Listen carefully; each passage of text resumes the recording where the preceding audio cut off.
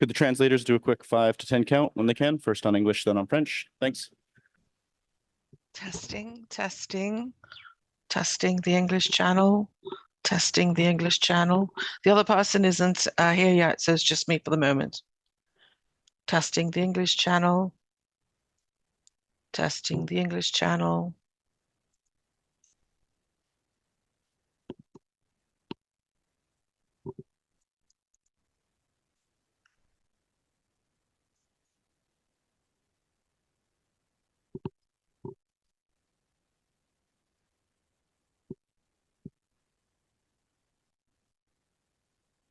Testing the English channel.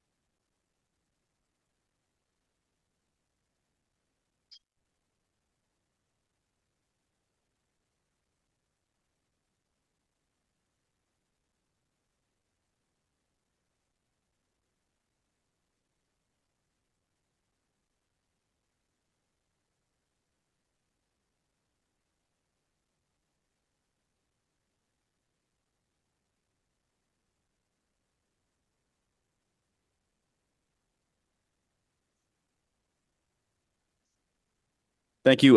We heard you on English. Can you just do a quick count on the French channel again? Thanks.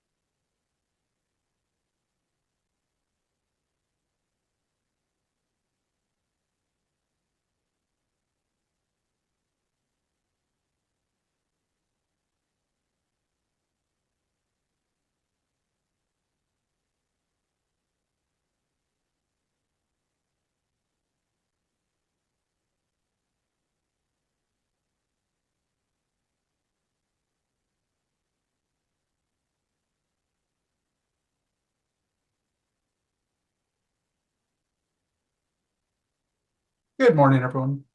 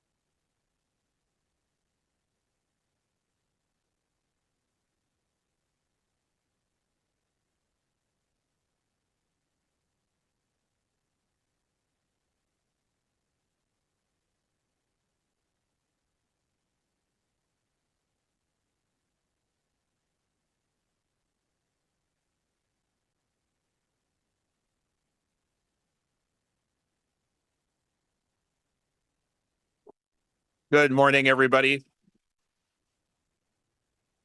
Good morning, everybody. Good morning. Good morning.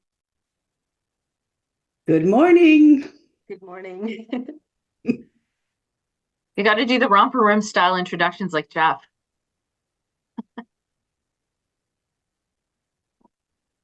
Good morning, Team Heritage. Good morning, media. everybody.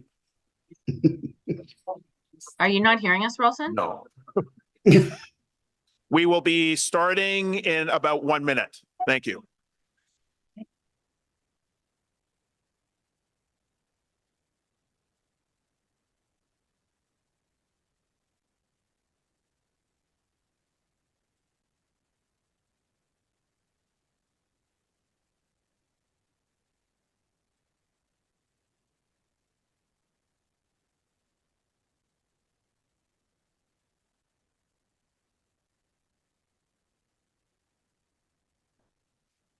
Good morning, everybody. It's wonderful to see so many people filling the gallery here in the committee room.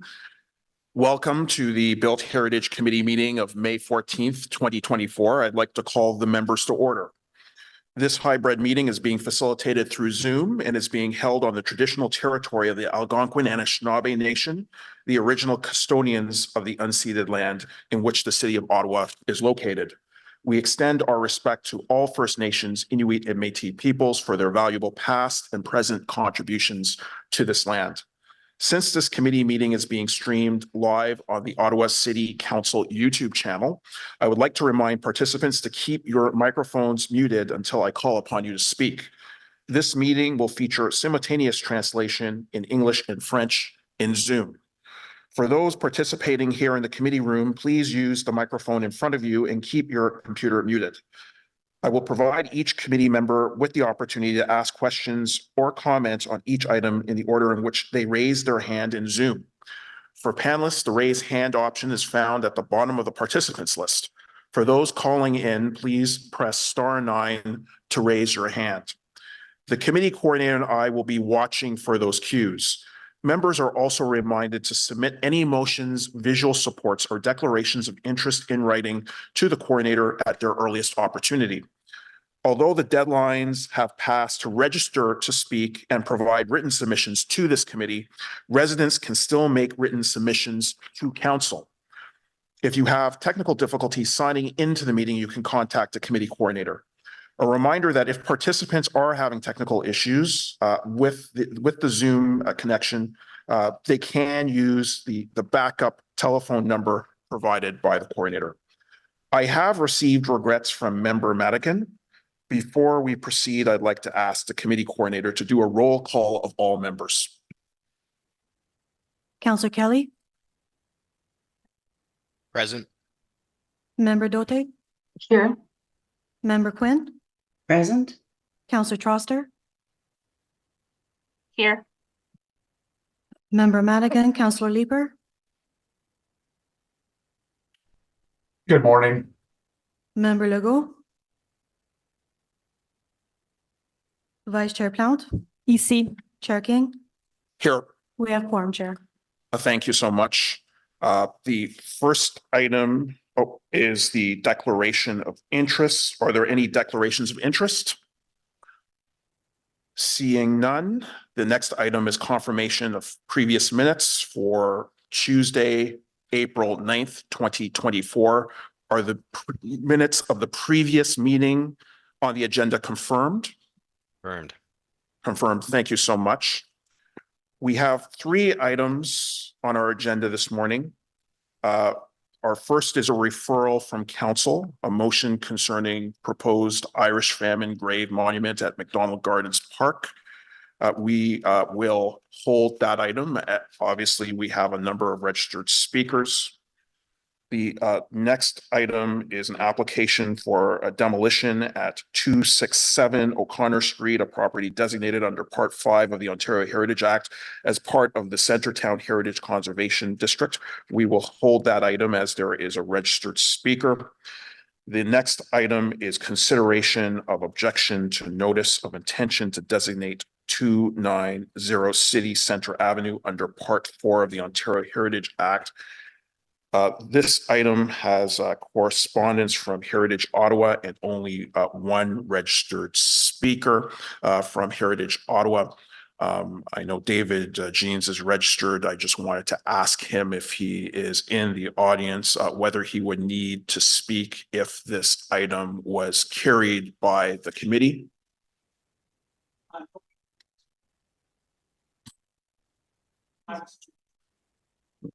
Okay, thank you.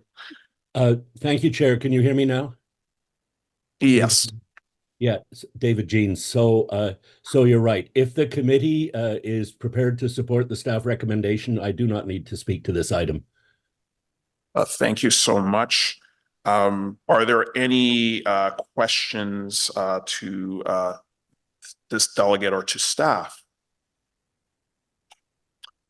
Seeing none, is this report carried? Carried. Carried. Thank you so much. So this report will be submitted to Ottawa City Council on May 15th for consideration. Back to our first item, which is the referral from council. There are a number of registered speakers on this item around the Irish Famine Grave Monument. This item was referred to this committee by Councillor Kavanagh, and I see that Councillor Kavanagh is here. So I would love to give you the opportunity to introduce and speak to this item. Thank you very much, Chair. And thank you everyone for coming out today. This is obviously a very important item for us in terms of the meaning that this has for us. As the motion has pointed out, this is all about the Great Irish Famine, which came to our city and had a tremendous effect on all of us and the history of our city. It was about a large number of people, thousands and thousands, who were victims of not only a famine, which they left their home country of Ireland for, but also the fact that that many of them suffered along the way, where 20,000 of them died, 9,000 survived, and others prospered, and many are members of our community now, the descendants. It's been it's something that we need to remember, because this was a time when the Irish were shunned, and no one was helping them out, except for the wonderful Elizabeth Laurier and her sisters, who helped them at a time when they had diseases that were highly contagious, mostly typhoid, and nursed many back to health, but many did not survive and were buried in a mass grave, which is now what we know as McDonald Gardens Park. Many of them are still there. I know that we'll hear about what happened, but this is the area where they were laid to rest, and it was a mass grave because there was just so many, and they had no one to speak for them. This is something that we have to keep in mind when we think of our history of a city. It wasn't all good.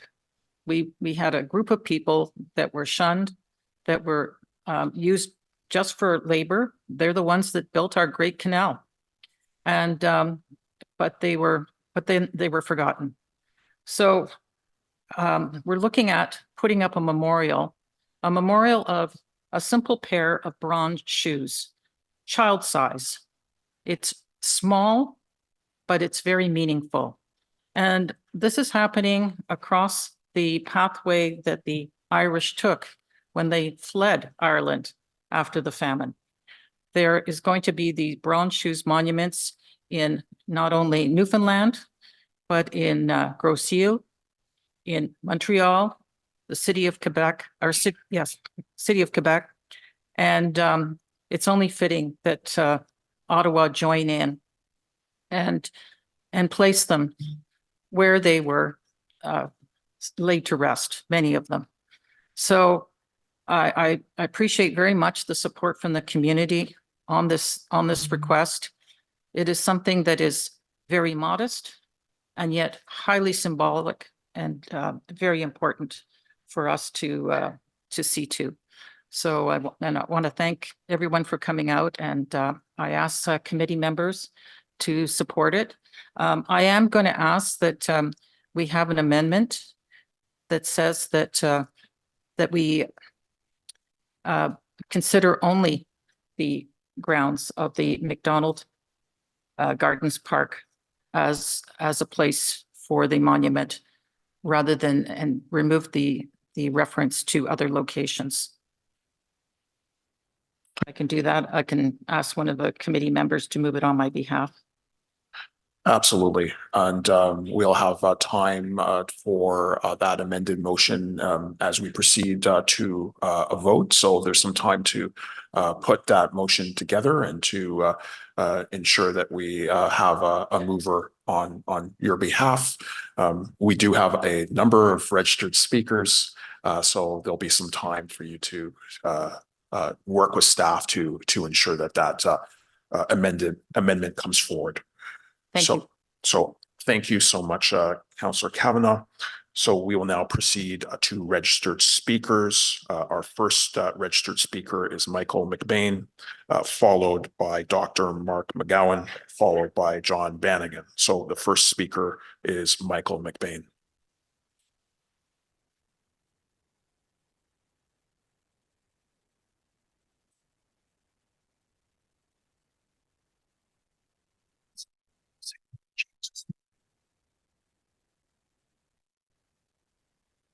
Thank you so much, and you have 5 minutes. Thank you, Mr. Chair, and I'd like to thank the Councillor Kavanagh and Councillor King for the motion, important motion. I also want to thank the committee for this opportunity to speak. We appreciate this opportunity, and above all, we appreciate the work you do every day for the city. My name is Michael McBain. I'm a descendant of Thomas Draper, an Irish laborer who came to Bytown in 1827 to work on the Rideau Canal. I'm the author of Bytown 1847, Elizabeth Briere and the Irish Famine Refugees, and I coordinate the Global Irish Famine Way Ottawa Committee. The international extension of Ireland's National Famine Way, as the Global Irish Famine Way traces the journey of the Irish famine immigrants around the world. The series of sites marked by bronze shoes and QR codes, assessing local information and linking it to the National Famine Way website in Ireland. Locations include sites in the United Kingdom, Canada, the United States, South Africa, and Australia. This project was conceived by Ireland's ambassador to Canada, Dr. Eamon McKee, Caroline Callery of the National Famine Museum, Strokestown Park, Ireland, and Professor Mark McGowan of St. Michael's College, University of Toronto. In Ottawa, this project represents a multicultural moment of reconciliation. It involves the Irish, it involves French Canadians, Catholics and Protestants, and several Indigenous communities who sent famine relief during 1847, the worst year of the Irish famine. It celebrates Canadian compassion as well as Irish resilience. Slide 2, please. Last week, St. John's welcomed the Irish ship Celtic Explorer, carrying the bronze shoes to Canada. Grosse Ile, Quebec City, Montreal, and Toronto are all welcoming the bronze shoes with enthusiasm. They're proud to have the bronze shoes memorials erected at their famine sites and thereby participate in the world's longest heritage trail. We hope the City of Ottawa will participate as well in this exciting and deeply meaningful celebration of heritage. You see from the people who've shown up today, I'd ask members from the Irish Seniors Group of Ottawa to raise your hand so we know there are members here. J'aimerais aussi faire un grand merci aux Sœurs de la Charité qui sont ici. I would also truly like to thank the Sisters of Charity who are here among us today and thank them for their service since 1845 for all of the efforts that they have made on behalf of the Irish. I acknowledge that we have the support of elders who are here And that means a lot in the culture of Ireland and in the Irish culture in Canada. The key point I want to make, in 1847, we know for a fact that 360 Irish famine refugees had their deaths recorded by government officials and by the Sisters of Charity Hospital Register. This is a fact. There's also another fact, is that the vast majority of these famine Irish refugees who died that summer were buried in the Roman Catholic cemetery bordering Coburg Street. This was the only Catholic cemetery operating in Bytown in 1847. You'll hear from other witnesses corroborate that fact. As many as 20 burials took place in a single morning, according to eyewitness testimony. In the early days of the epidemic, Elizabeth Briere and her young assistants transported the coffin bodies themselves and had to conduct the burials. The fear of typhus was so great that the sisters were the only ones daring to touch them. These dramatic historical events took place in present-day McDonald Gardens Park. The unmarked graves of the Irish famine refugees were never moved. This is why it's the appropriate place for the memorial. Go put your famine graves somewhere else just is not an option. The famine Irish refugees are a unique group with a unique set of circumstances. There are no comparable circumstances for any other claim of this nature in the park. A memorial for these wretched of the earth does not undermine the heritage of the park. It reflects it. Next slide, please. Our ask is very modest. The Bronze Shoes Memorial measures 10 inches by 23 inches high on a base of 37 inches. It would be placed on the periphery of an 8-acre park. We are not asking for anything that would take away from the exceptional heritage of this beautiful park. We're asking you to recognize the full extent of this park's heritage. The Irish community helped build this city. They've been so generous in their support for the well-being of this community for over 200 years. In recent years alone, members of the Ottawa Irish community have raised many millions of dollars for our hospitals. The story of Irish Bytown refugees is part of the city's heritage. We should not be told that this is a story that can't be told, that the Irish refugees cannot be singled out. Slide 4, please. The Bronze Shoes Memorial reflects Ottawa's tradition of welcoming the stranger that comes to our shore, and it provides a space to contemplate humanity's capacity for compassion and resilience. Your committee knows there'll always be voices in opposition to any proposal. Ours is a modest one supported by facts, and as you can see today, supported by the community from across the entire city. Ours is a modest proposal. We believe it's consistent with the heritage of the park. Thank you again for this opportunity for representatives of the diverse community of the Irish in Ottawa to speak directly to you about their support. Thank you. Thank you so much for your delegation.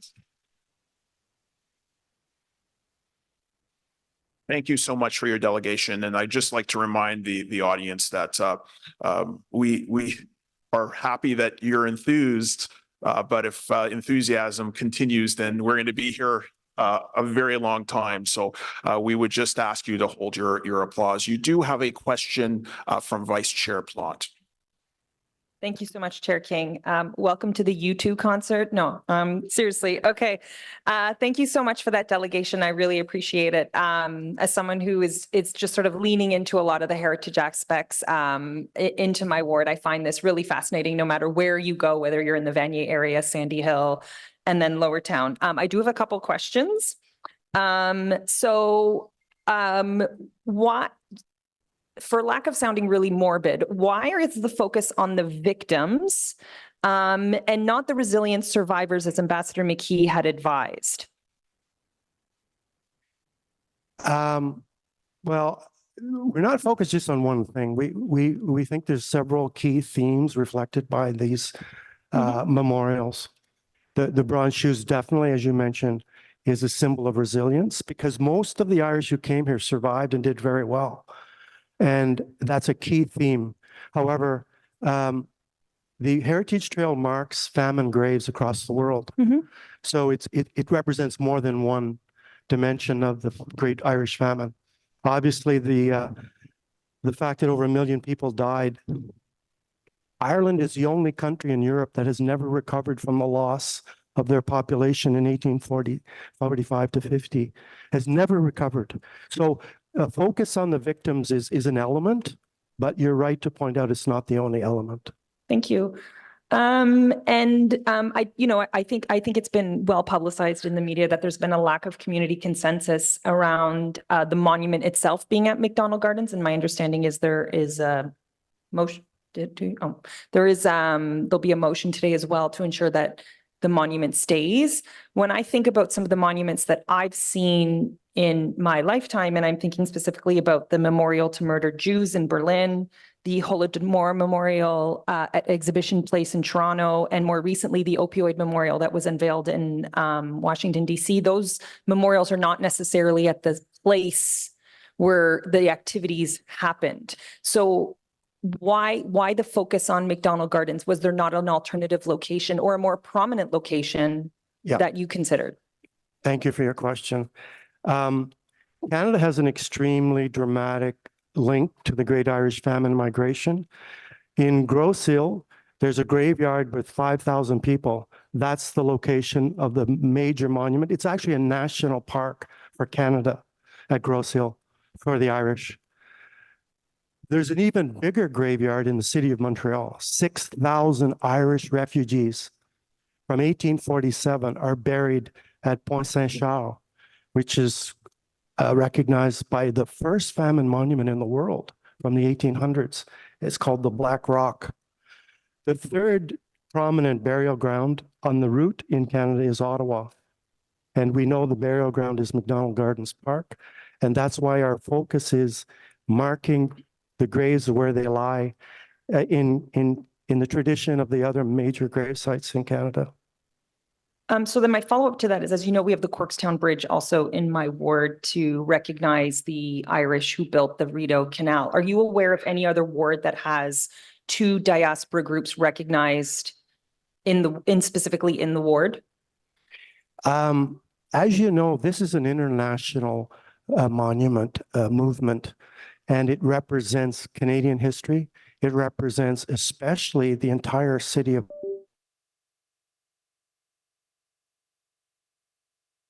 So, the fact that it's a famine grave from people who came here but then dispersed across the Ottawa Valley, this is more than a neighborhood memorial. Okay, thank you. And my last question is, the monument is meant only to commemorate the Irish Catholic victims, correct? No, it commemorates all victims of the Irish famine. Okay, thank you. Thank you so much for those questions. You also have questions from Councillor Kavanaugh. Thank you, Michael, for coming out today and for all your work. I don't know if people realize that you wrote an entire book on this about 1847. And so I appreciate your knowledge on this. I want to ask you about the role of the First Nations, because that's something I think surprised a lot of people in terms of the famine victims and why it's so significant. Yes, thank you, Councillor, for your question. That's an extremely moving and very recently discovered fact, is that multiple First Nations communities in Quebec and Ontario sent significant financial support to the Irish famine peasants in 1847. A letter went out from the Indian agent to the First Nations communities, and they took that request very seriously. They called meetings of council, and they saw this obligation to help people in trouble as treaty obligations. So we see that the First Nations took their treaty seriously. Now we can say sadly that the government side didn't always take the treaty obligation seriously. It's a very powerful story. Up until recently, thanks to Professor Mark McGowan, who will be before your committee. So actually, it'd be better to ask him the minutia detail. But Professor McGowan uncovered these documents from the National Archives basically just months ago. So this is new history. Thank you very much for your delegation. And thank you for your delegation. Much appreciated. Our next speaker is Dr. Mark McGowan. Thank you very much, Mr. Chair. Merci beaucoup à tous. Chimegwich for hearing me. Just to let you know who I am, and I'm not actually a ringer from the outside.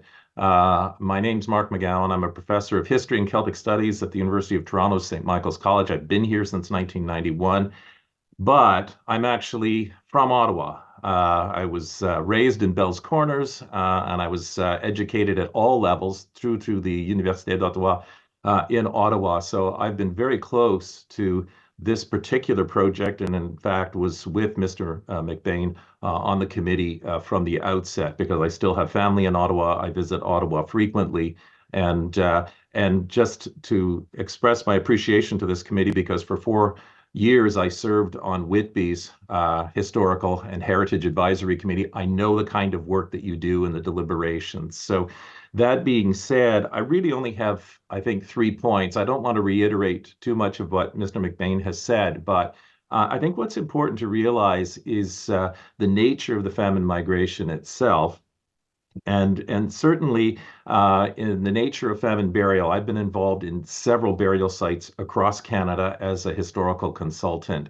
And there's very similar patterns across the country in terms of the burial sites. One, because of the enormous poverty that these people were facing, and of course, with their hopes and dreams of a new life, in this particular case, Canada, dashed, they were buried hastily. There were no markers for their burial. And this is the case whether you go to Toronto, whether you go to St. John, New Brunswick at Partridge Island or at Grosse Ile, there were no markers. So when bishops or civic officials called for remains to be removed from any of these cemeteries, there were no relatives around, because sometimes these were the only members of their families.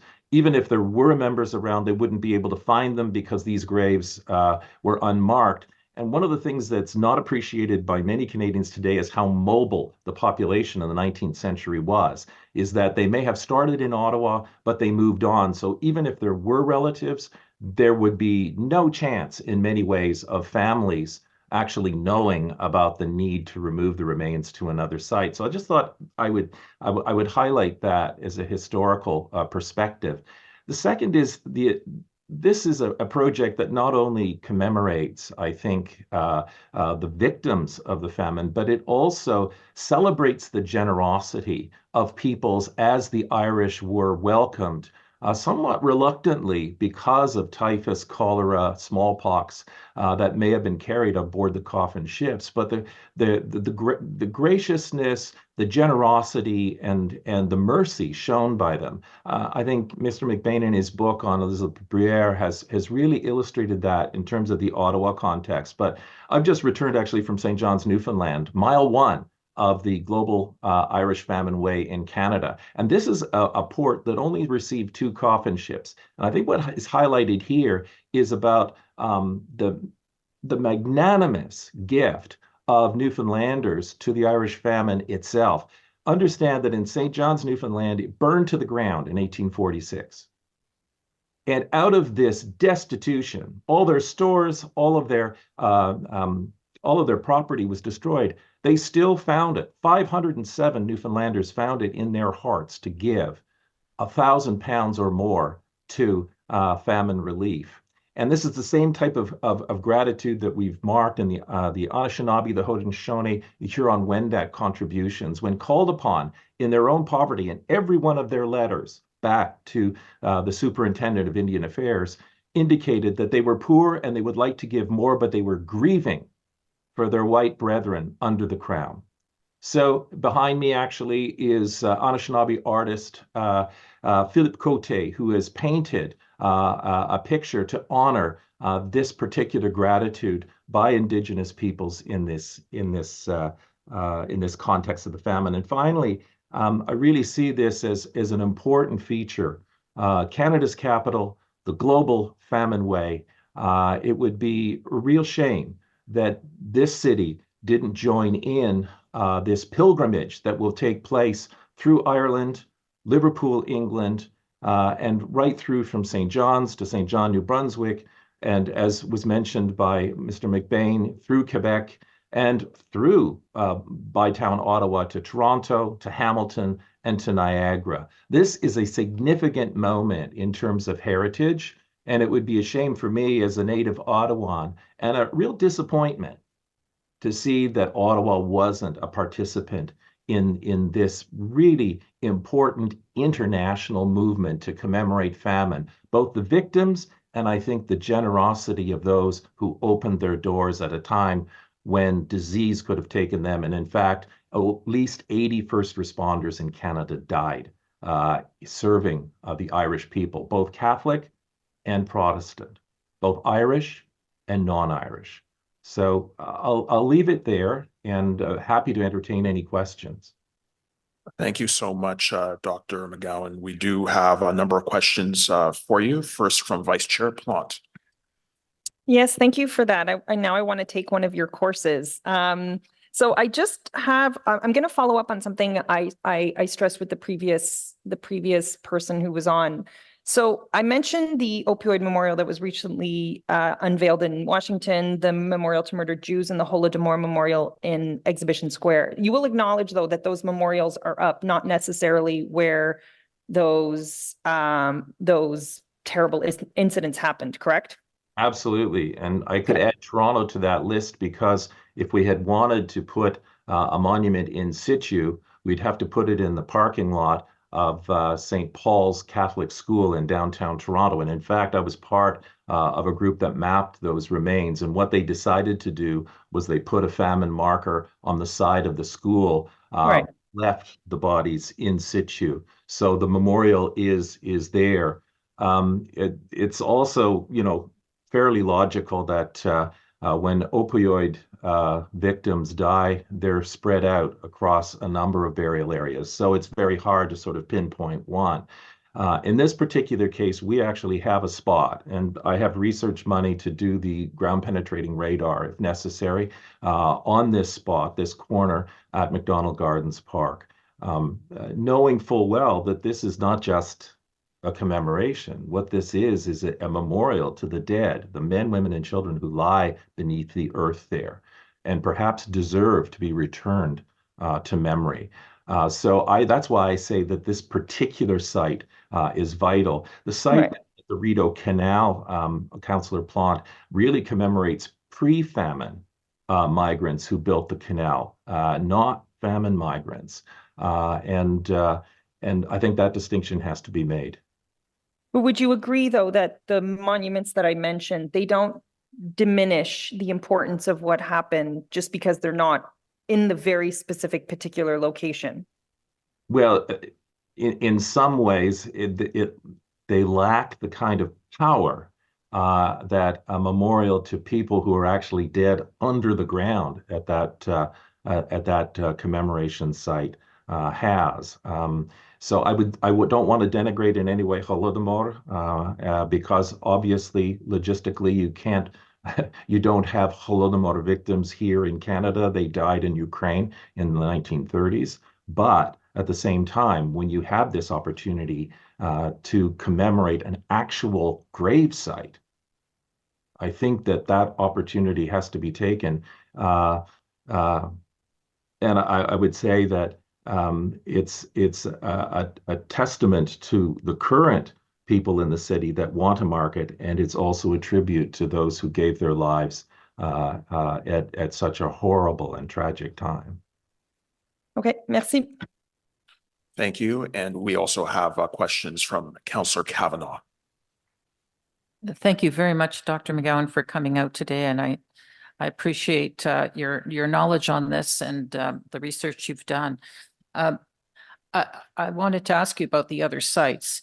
It was mentioned that many of them were graveyards mass graveyards. And so the locations were picked for that reason. And as we know, this was one as well. So is this consistent with the other locations? Absolutely. Consistent right across the country. Where burial grounds have been identified, that's the, how should we say, the priority placement of the monuments. And this is something that happened on our own soil. This is not something that happened in another country. And of course, we have memorials for terrible tragedies around the world.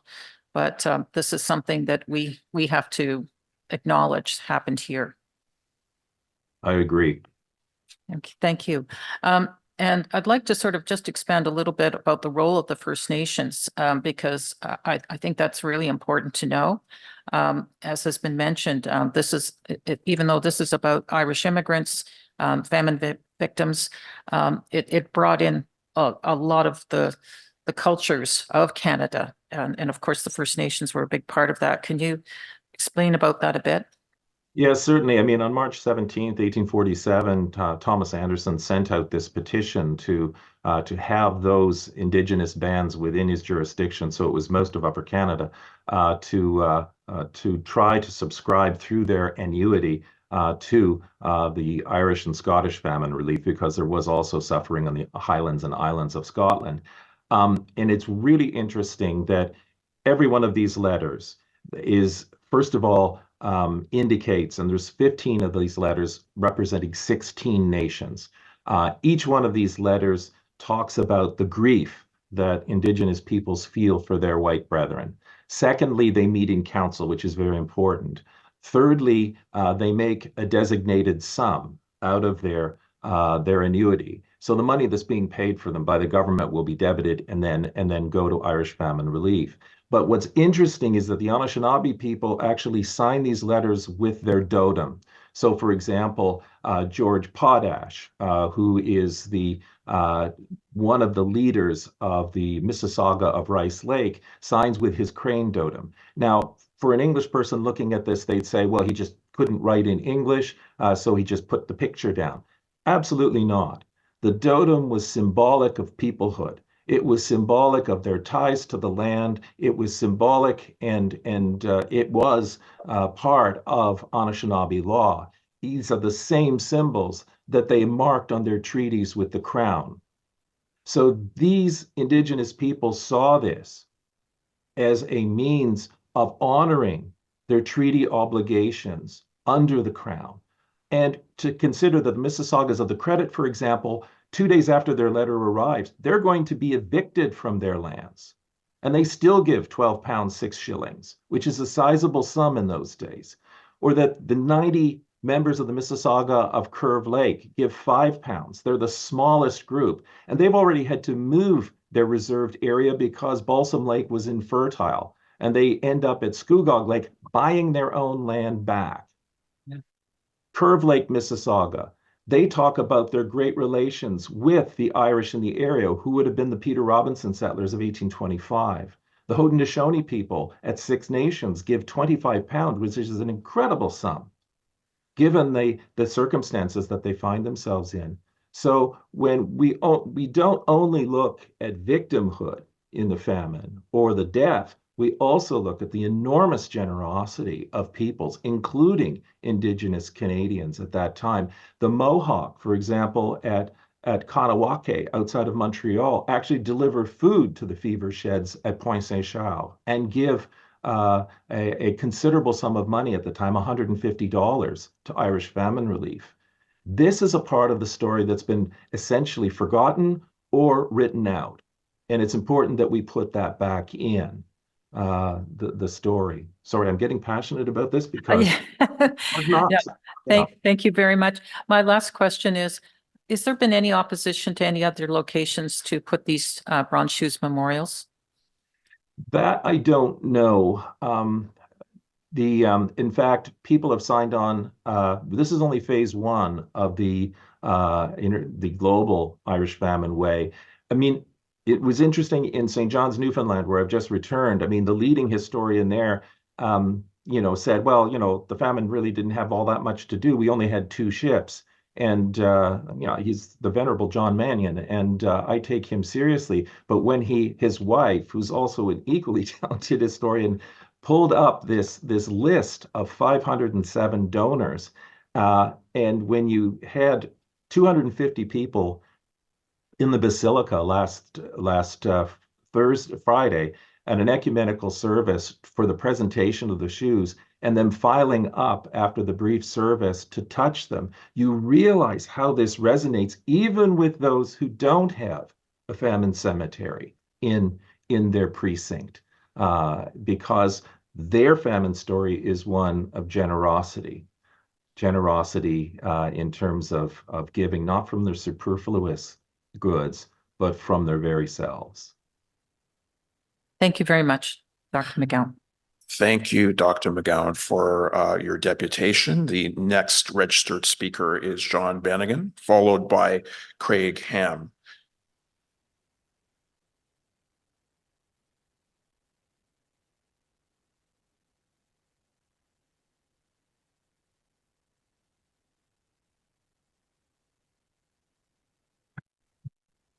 Thank you for joining us. You have 5 minutes.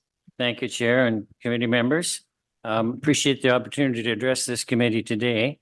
As you might tell from my surname, my family heritage is Irish, but not in this region. They migrated in the 1840s to Providence, Rhode Island.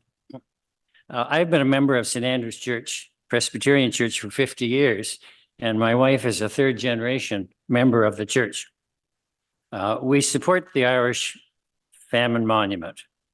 I would like to share some perspectives on the role which St. Andrew's Church played to ease the suffering of the Irish migrants in the 1940s, and in particular, the role of the then minister, Reverend William Dury. St. Andrew's Church, as you see in the picture here, was built on the corner of Wellington and Kent, where it continues today. This is an image of the original structure built in 1828. And the church has been on that corner ever since. This first building was built by the stonemasons from Scotland who came with Colonel By to this region to build the Rideau Canal. It was one of the first buildings in the area. The Sparks Street, actually it was Mr. Sparks who donated the land to build the church, but it was mainly the Sparks farm and a barrack at that time. The history of Ottawa and the history of St. Andrew's Church are intertwined in many ways. Reverend William Dury was appointed as the 3rd minister of St. Andrew's Church in January 1847. He was born and educated in Glasgow, Scotland, and he came to Canada at the age of 42. Reverend Dury immediately joined with the Sisters of Charity and other faith leaders to provide support to the Irish immigrants devastated by the disease. Like many of them, he too died of the typhus illness. He succumbed to this in September 21, 1847. His service as minister of St. Andrews lasted only 9 months.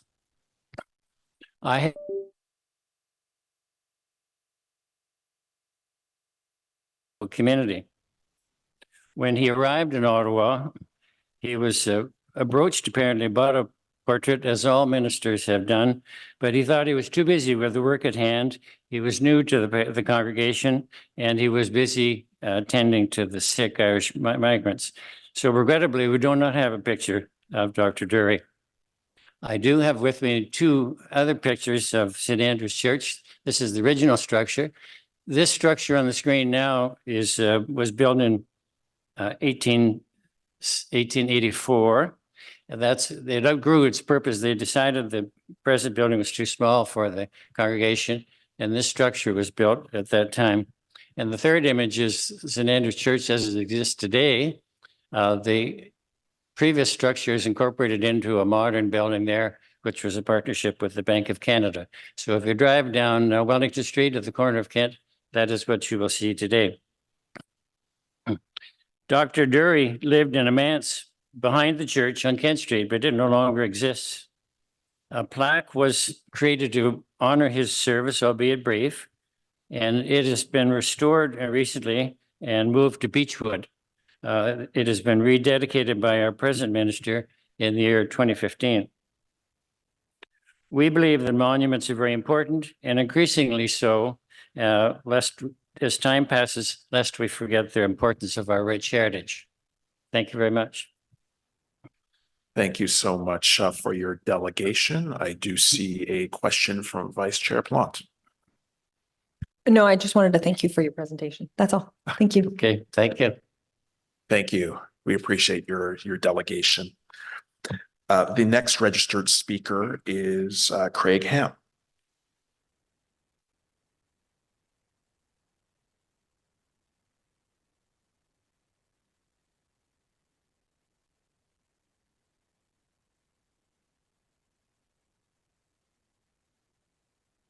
Thank you so much for joining us this morning. You have 5 minutes. Thank you to the committee for the opportunity to speak on the matter of establishing an Irish famine grave memorial in what is now McDonald Gardens Park. My name is Craig Ham. I am a founding member of Irish Communities of Ottawa and its current chairperson. Irish Communities of Ottawa was founded in February 2020 to facilitate and encourage information sharing, network building, and collaboration among Irish organizations in the Ottawa region. Our membership currently stands at 17 community and academic organizations. In the interest of time, some of our members are British Isles Family History Society, Irish Film Festival Ottawa, Irish Radio Canada, the James Joyce Association of Ottawa, Ottawa Celtic Choir, St. Bridget's Centre for the Arts, the Global Irish Famine Way Ottawa Committee, Ireland Canada Chamber of Commerce, Ottawa, Irish Society of the National Capital Region, and 3 separate sports organizations. And there's more. Position of the Irish Communities of Ottawa. I'm here to state clearly that Irish Communities of Ottawa strongly supports placement of an Irish famine grave memorial in McDonald Gardens Park as motioned in referral 4.1. Prior to the creation of McDonald Gardens Park, this land contained a recognized Catholic cemetery for those Irish that left Ireland during the Great Famine and came to Ottawa seeking compassion and refuge. Ill health brought about by the famine and the difficult North Atlantic crossing in so-called coffin ships meant the death of thousands en route or after landing on our shores. Research done by Michael McBain, present here, has produced objective evidence indicating approximately 360 Irish, and in some cases their local caregivers, were buried by the Catholic Church in a common grave in the period around 1847 on land now recognized as McDonald Gardens Park. The impact of the Great Famine to Irish history and Irish identity cannot be understated. To this day, Ireland is the only European country that has not yet surpassed its population of the mid-1800s. The famine continues to influence Irish identity as a resilient and determined people. I had a slide, one slide. If I don't know if you have it, but it's just a single picture showing the scale of the monument. The dimensions of the proposed memorial or monument measures not more than 1 meter in any dimension, including as measured vertically from the ground level. Such a memorial in the sizable McDonald Gardens Park is not physically significant to distract or detract from the current park plan, nor does it disrespect the contribution of park architect Frederick Gage Todd. It is, however, historic.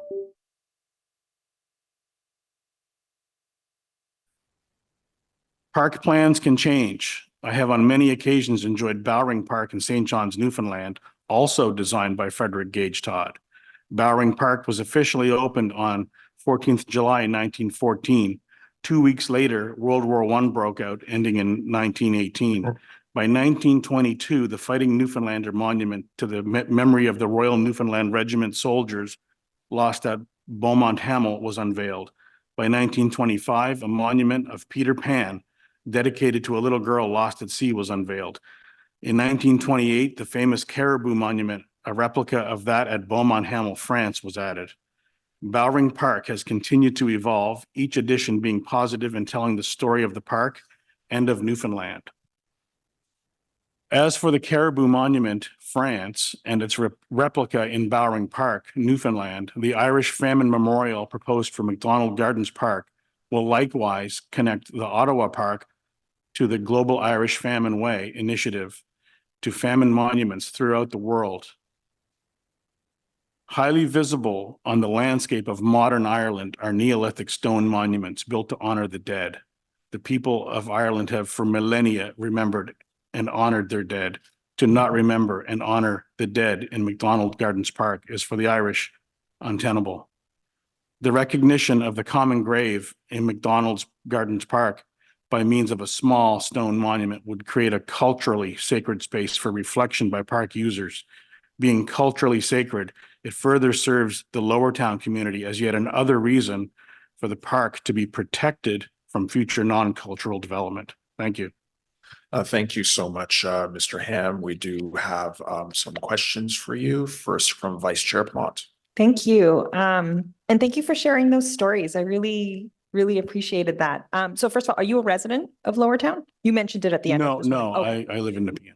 Okay. And second of all, in Minto Park in the ward next to mine, we have a memorial to, well, it's a larger memorial, but it was dedicated initially to the women who died in the Polytechnic shooting.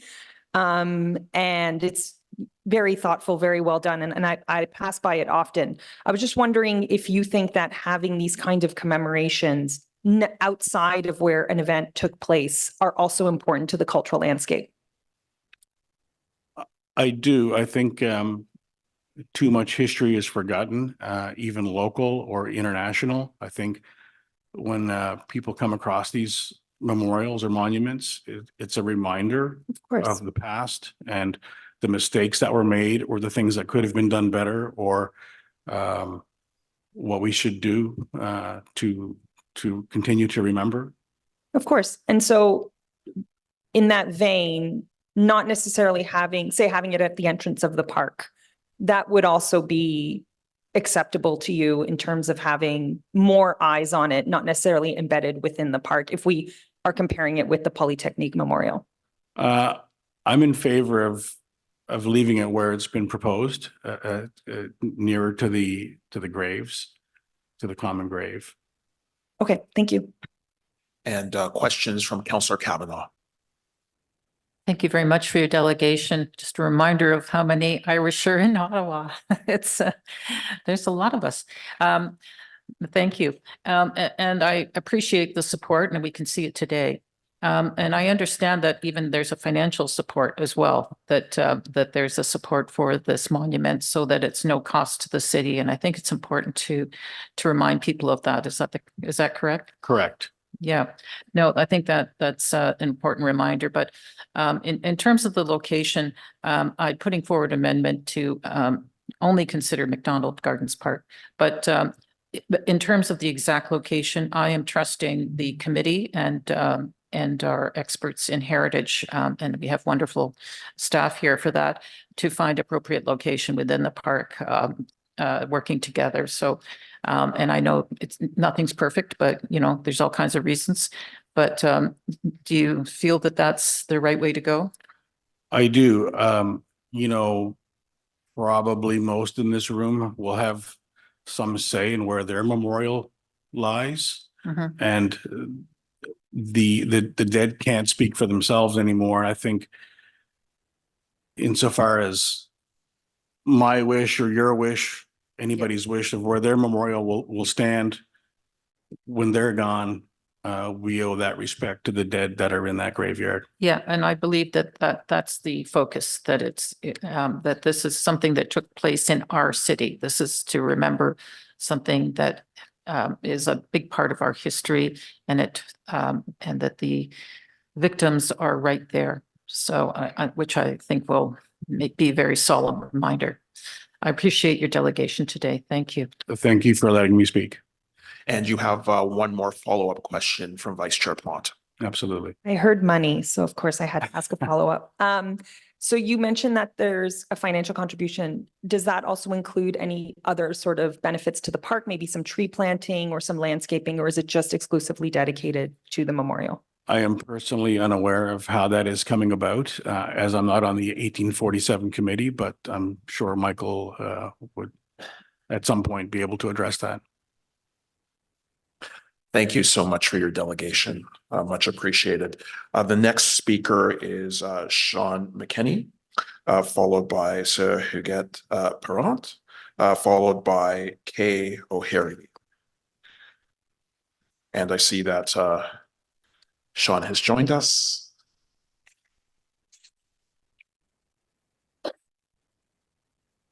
Should be good. Thank you. Please go ahead. You have 5 minutes. Good morning, with thanks to the committee for the opportunity to speak here today.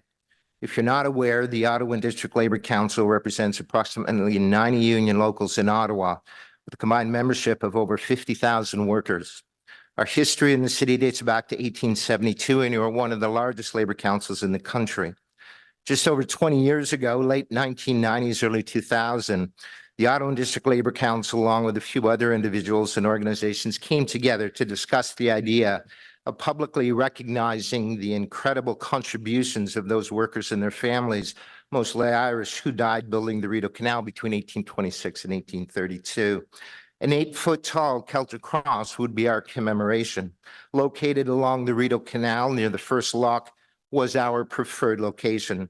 The steps we initiated, the strategies we applied, our lobbying efforts with the government, including federal and the City of Ottawa, our fundraising initiatives, the undertaking immense. I was front and center in my capacity with the Labour Council and the part of the initiative back then, over 20 years ago.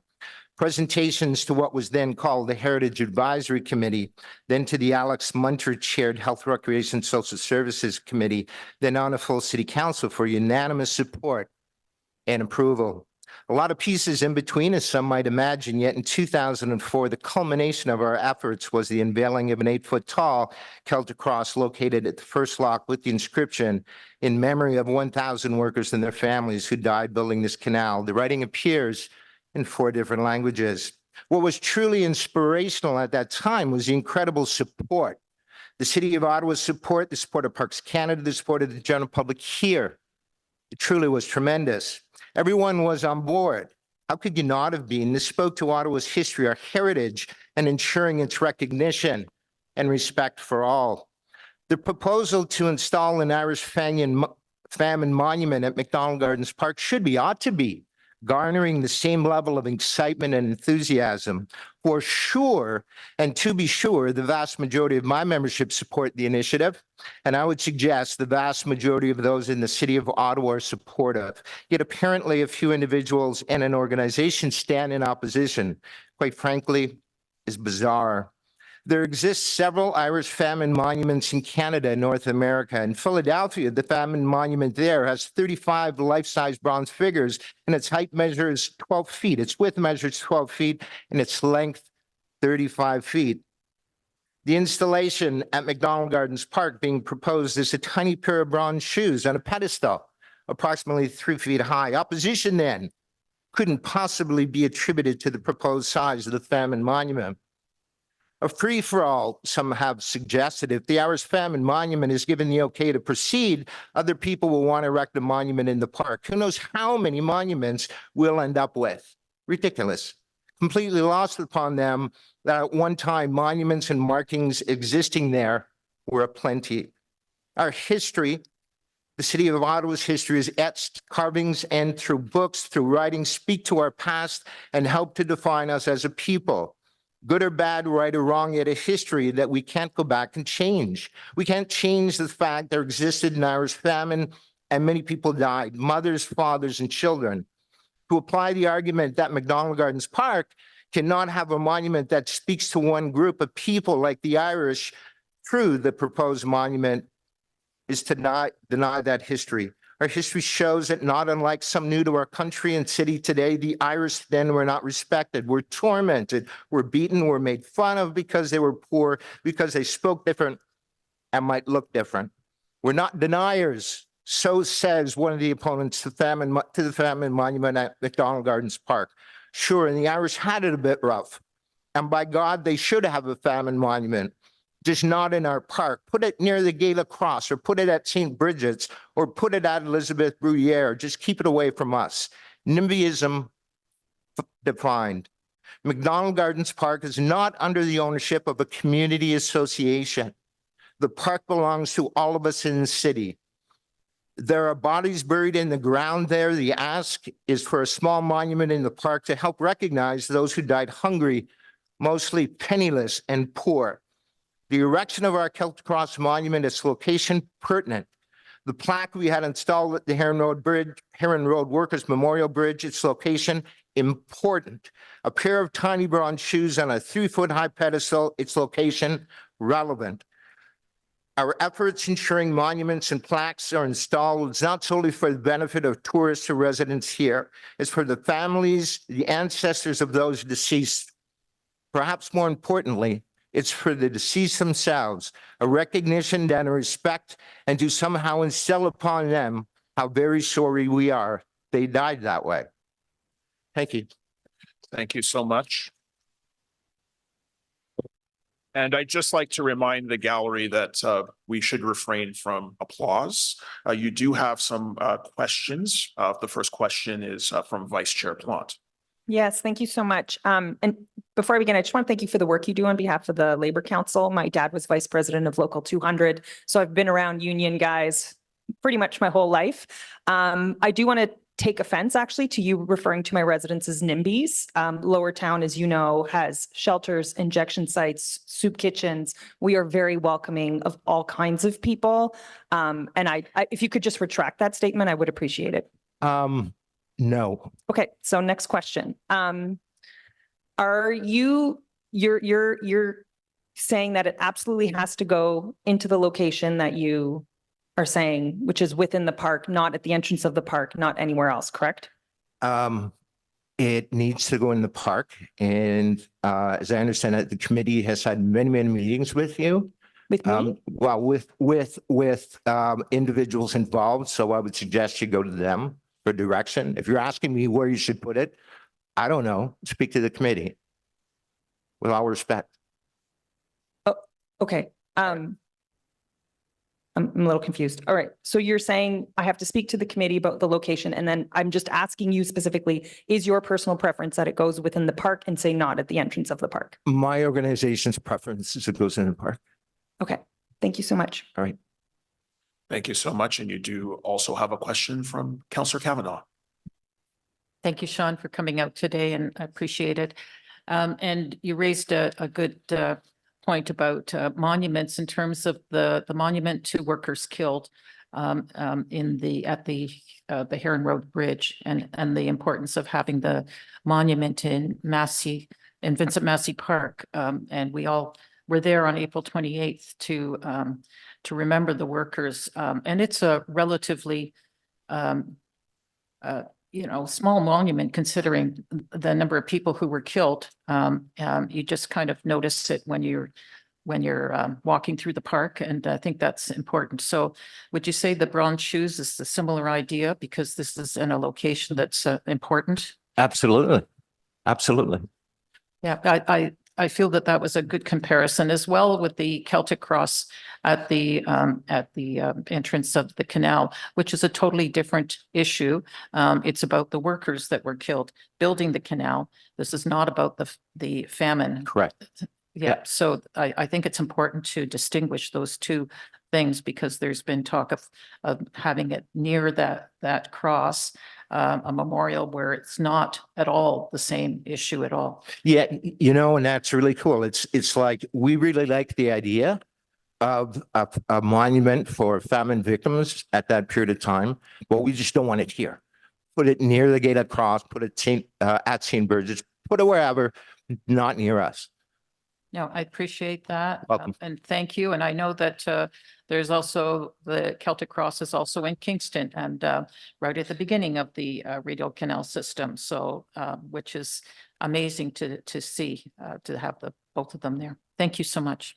Thank you so much for your delegation. The next registered speaker is Sir Perrant, so Sister Perrant, followed by Kay O'Harry, followed by Nicholas McCarthy.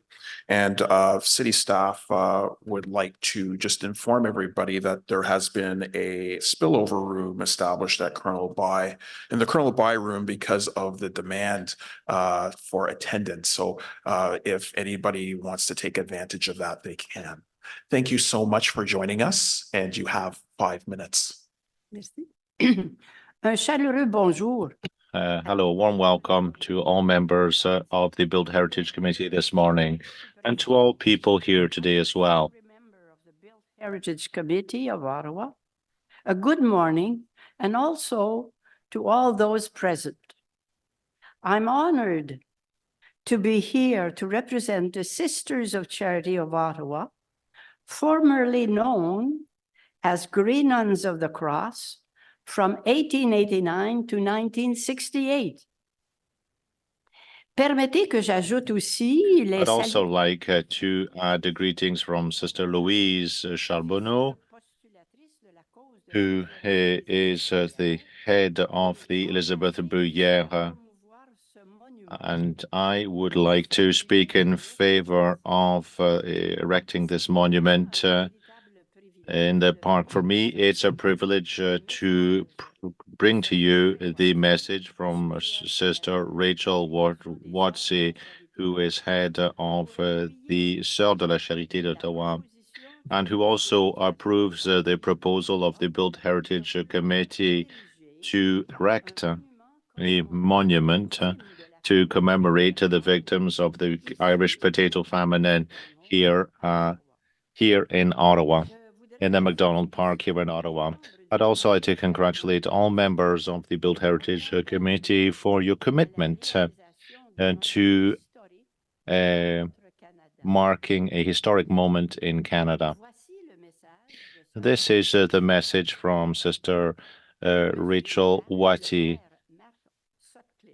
Mayor Mark Sutcliffe, as a friend of the Irish community in Ottawa, I'm writing to you to support the request from the Irish community to commemorate the numerous Irish victims who died during the famine and during the typhus epidemic in 1847 through the creation of a monument which could be located in the Desjardins McDonald Park.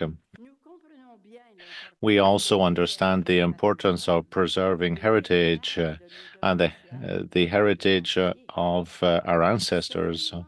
This monument is of cultural importance and historic importance as well for Ottawa and its citizens, and it would become a duty, it becomes a duty for us to remember those victims. Now, while this monument is important for the Irish, it's also important for us, for the Sœurs de la Charité d'Ottawa. Our founder, Sir Elizabeth Bruyere, a young 29-year-old woman, was the first to come to help Irish immigrants, taking care of them at a very vulnerable time in their lives. Her and the other sisters helped them and showed them human dignity and compassion when they were going through the final moments of their lives and when there was no one else to take care of them. Elizabeth Bruyere in 1845 was the first person to set up a range of social networks here in Ottawa. You know what they are. The General Hospital of Ottawa, the first bilingual school, homes for seniors living alone, a place for abandoned children, and other facilities to take care of typhus victims in 1847. Building this, or the design of this monument, which is made of bronze, is a poignant representation and symbolic representation of the fight or the struggle of Irish immigrants who fled the famine in Ireland and who found refuge in Bytown. The Desjardins McDonald Park, formerly called the Sandy Hill Cemetery, is rich in history, which is part of the overall development of Ottawa. It's the resting place of the first arrivals in Ottawa, and many of them died from typhus. Creating a commemorative space would pay tribute to all people who were buried there anonymously, which is quite unacceptable.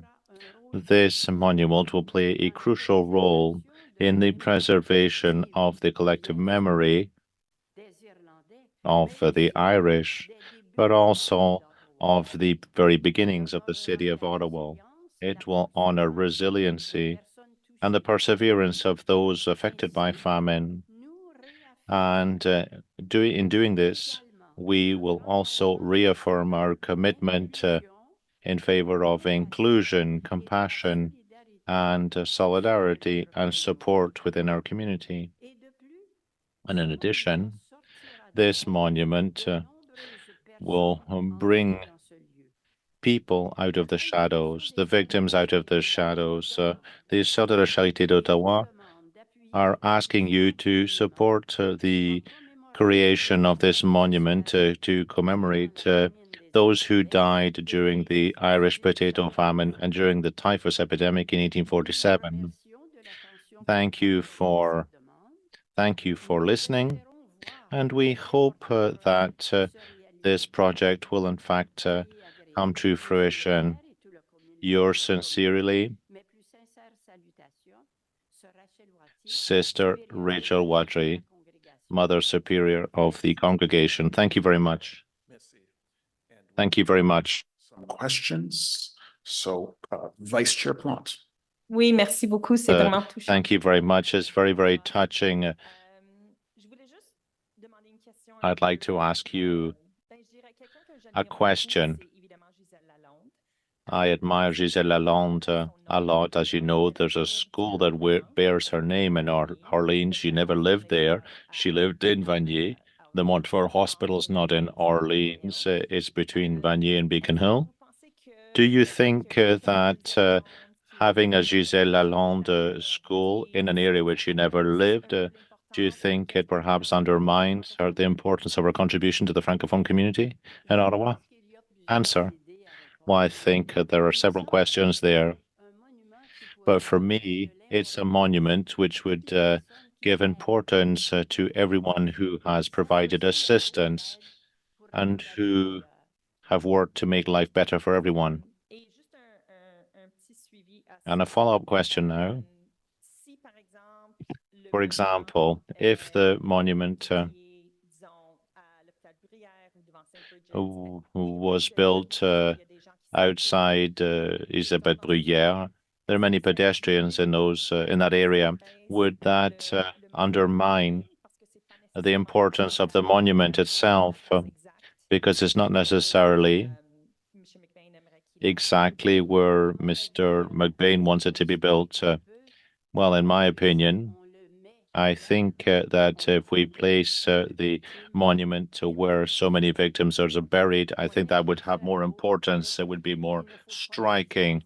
But I think we have to seize this opportunity to do something. The previous speaker mentioned that people in the lower town don't want this monument. Do you think that people in the lower town, people who live there, are compassionate people? Are they open? I just wanted to really rectify what the person who spoke before you has said. I think we have to look at people for what they are, historically speaking, but I think so. These are people who are very compassionate towards everyone, especially those in difficulty. I totally agree with you. Thank you very much. That's all. Thank you so much. And there is one more question from Councillor Kavanaugh.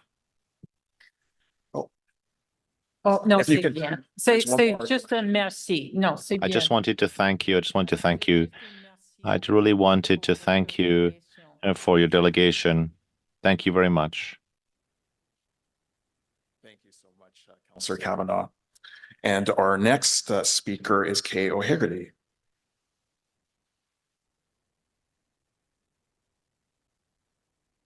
And she will be followed by Nicholas McCarthy and John Cardell.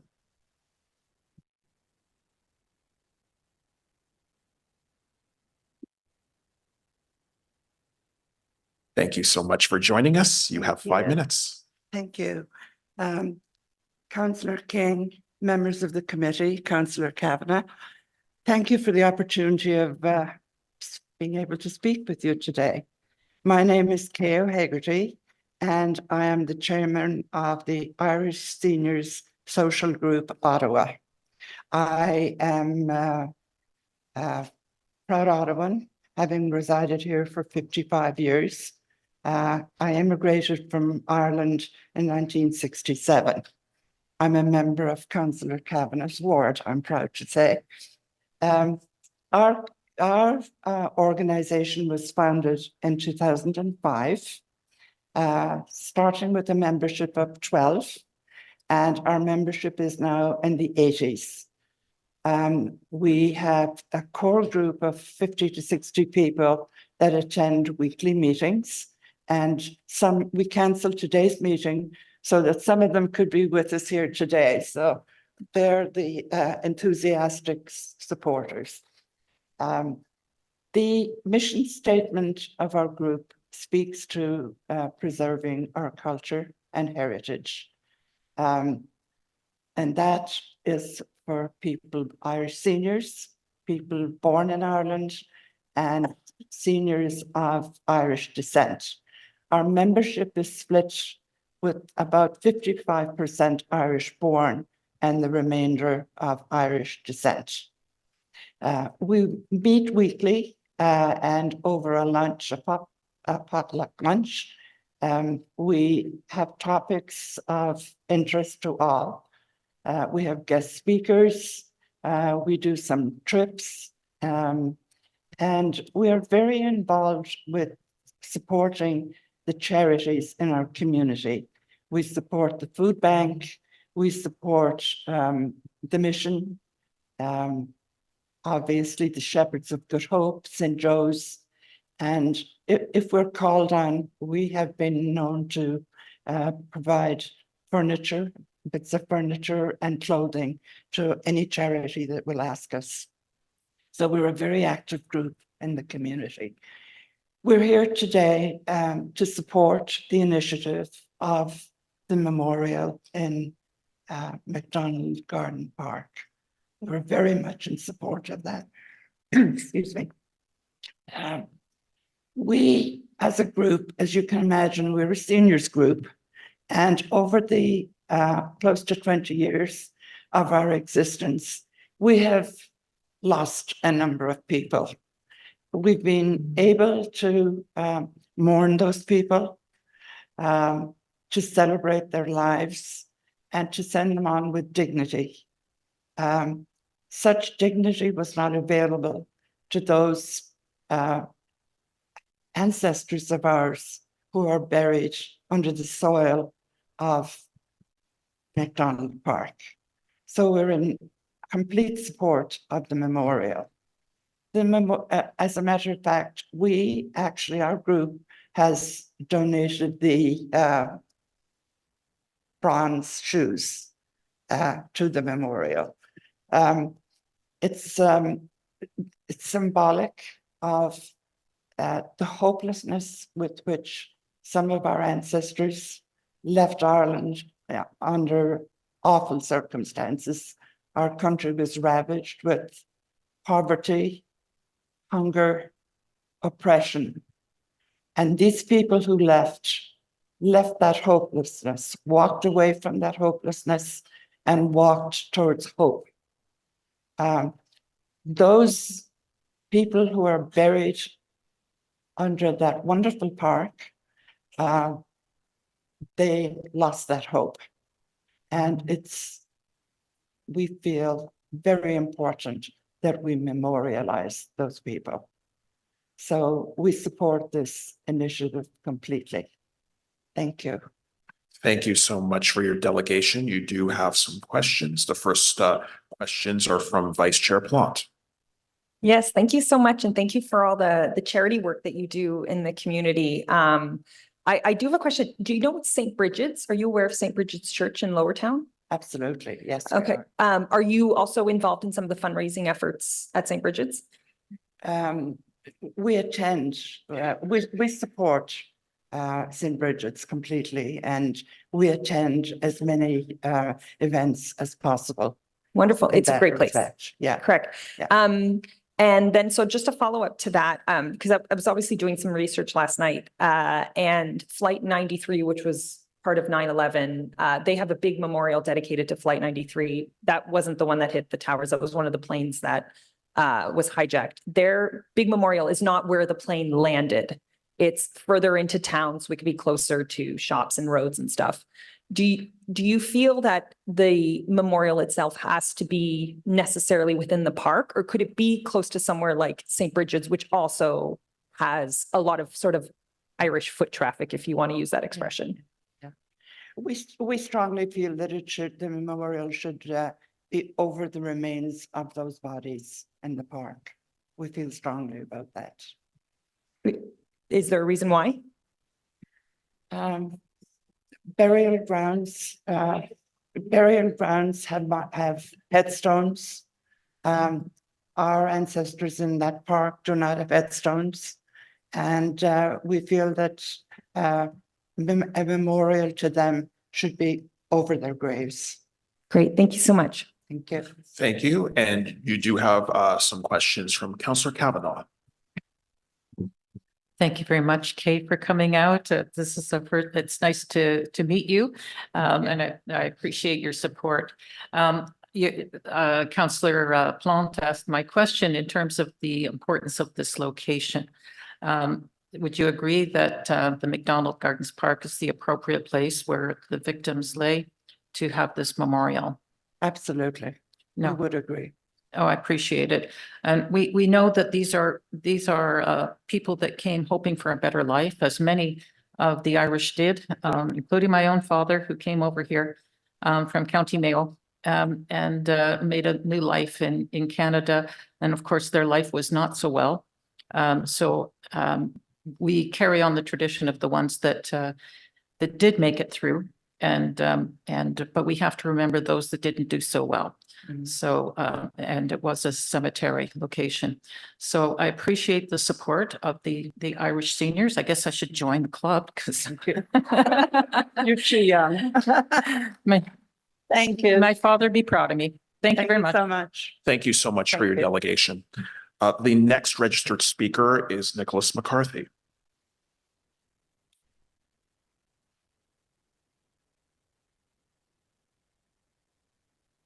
Thank you for joining us. And Still morning, so I can It say good is. morning. Good morning, Council. Good morning, Heritage Committee.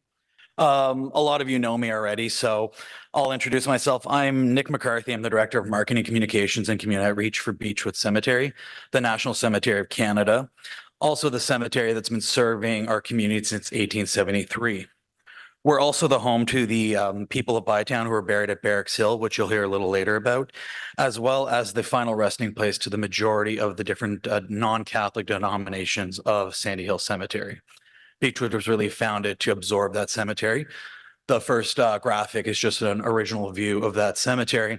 I had prepared talks, but just to note, I'm also a member of the Global Famine Way Committee, and one of the leading experts in cemetery reconciliation when it comes to Indigenous programming. So both Councillor Plante and Councillor King have taken our tours on several occasions. Beechwood is the only private sector place in Ottawa that closes its doors and gives it over to the Indigenous community to host events on September 30th.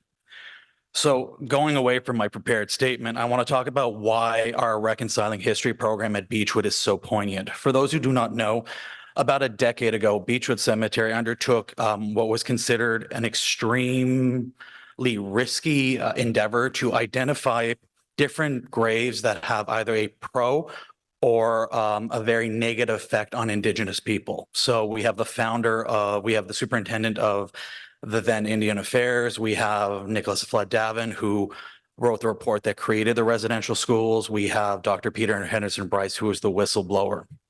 So what I want to talk about is when we were initially looking to install these plaques, we did receive opposition. These plaques actually identify some of these individuals as people who undertook genocide against our Indigenous community. What makes the program so profound is that the plaque stands in front of the individual. You cannot come to Beechwood without seeing these plaques and understanding the importance and the significance of every individual who partook either pro or against the residential school the residential school program. And it allows us a way for a dialogue, but it also allows the community to come out and reflect. So the importance of its location within our cemetery, I think, is very reflective with the importance of a monument within the Sandy Hill Cemetery section, specifically the Old Catholic Cemetery.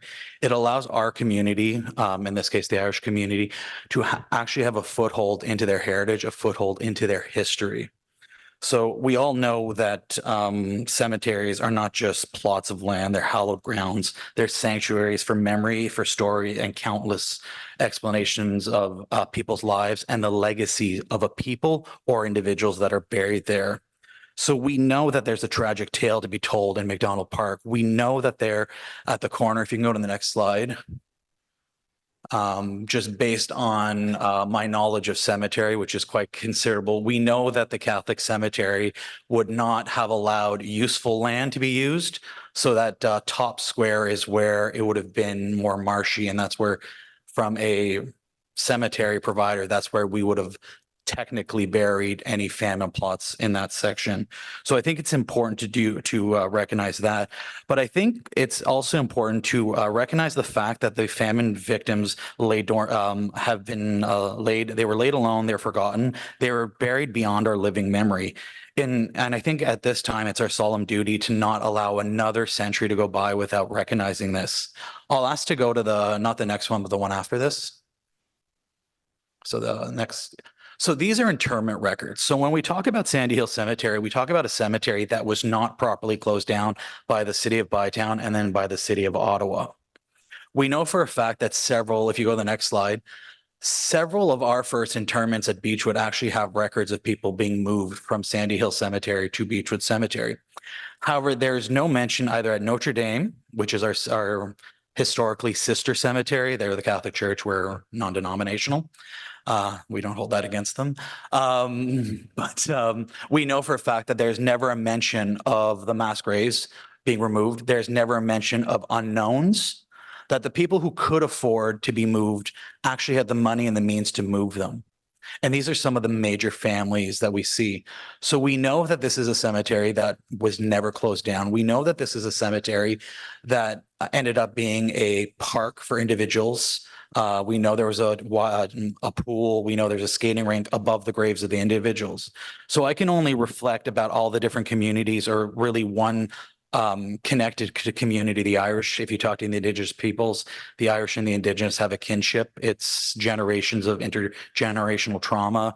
It's the history of colonization. It's a history of forced migration. It's a history of diaspora that never chose to leave their country. They chose because they had to. So I think if we were to ask ourselves, what would the city do? Would the city ask any other community to lay a monument anywhere else other than above the grounds that their members are buried, above the grounds of where their community is buried? So I think you can see very well the Irish community came out in force today for that reason. So the bronze shoes are going to be a poignant symbol of the suffering, the intergenerational suffering that my community has done. I'm just jumping. It's going to be a beacon of hope, a reminder that even in our darkest hours, we had hope. So I think that's what these shoes represent. It connects us to an international walk that gives you an idea of the power of the diaspora. So that's it. Thank you. Sorry. No, thank you so much. And we do have some questions for you. So questions from Vice Chair Plant. Thank you, Nicholas, for being here, and thank you for all Beechwood does in our community. It's a wonderful spot. And by the way, the best plowed place during a snowstorm is always Beechwood Cemetery. And the best tulips. As we know, Dr. Peter Bryce is buried at Beechwood Cemetery, and it's a wonderful memorial and testament to the work and the alarm bells that he rung about residential schools. But to my knowledge, there's no residential school at Beechwood. So there was no residential school in and around. No, he was the public servant whistleblower that did it. It wasn't until Dr. Cindy Blackstock's work that we even discovered this. So history does change, history does evolve. And Peter Henderson Bryce is a prime example of somebody that was forgotten to time And only after the Truth and Reconciliation came out were we able to do it. And now it's one of the most visited sites at Beechwood. Yeah. And I think the importance of the Reconciling History plaque and his history there is what brings people to the community Correct. or this location. And I think my point was, which I think is the community's point, it's a very well visited location and understandably so. But there was no residential school around that area. He's just buried there. But I get what you're saying. Yeah, he's identified as a whistleblower, so that's why they come. It's that one lone voice in the darkness at the period of the residential school. And then my second question is, you have a 9/11 memorial as well at Beechwood Cemetery to the Yes. Canadians that died on 9/11, but they're not buried there, correct? No, but when we did install that monument, the families were asked to bring tokens. At the time, the bodies were not recovered. It's the first 9/11 monument on the planet. It's the only 9/11 monument for Canadians. Each family were asked to bring a token, and there was a symbolic burial, which is just as important for the community, for that community as it is to a regular cemetery. But the monument itself becomes a memorial and a cemetery because of those tokens. Yeah, no. So I guess sort of my point is that, Peter Bryce is being memorialized, but there was no residential school there. There's a 9/11 memorial, but 9/11 didn't happen there. So we can remember and solemnly remember without the actual activity taking place at that exact location. So the Reconciling History program at Beechwood recognizes the individuals, not the residential schools. It recognizes either the trauma that people like Nicholas Fladavin did to his report created for residential schools, or even William McDougall, who put down the Métis resistance, right, by use of force. So these individuals were confronting their actions, not the schools that they created. But we have become a place of pilgrimage for people from around Canada, from all the treaty territories. Thank you so much. And thanks for the work you do. Thank you. And we also have questions from Councillor Kavanaugh. Thank you very much for everything you do and for your expertise, which is very helpful today. It's always a very special moment to visit Beechwood. I have a very good friend buried there, and it's important to know that they're there.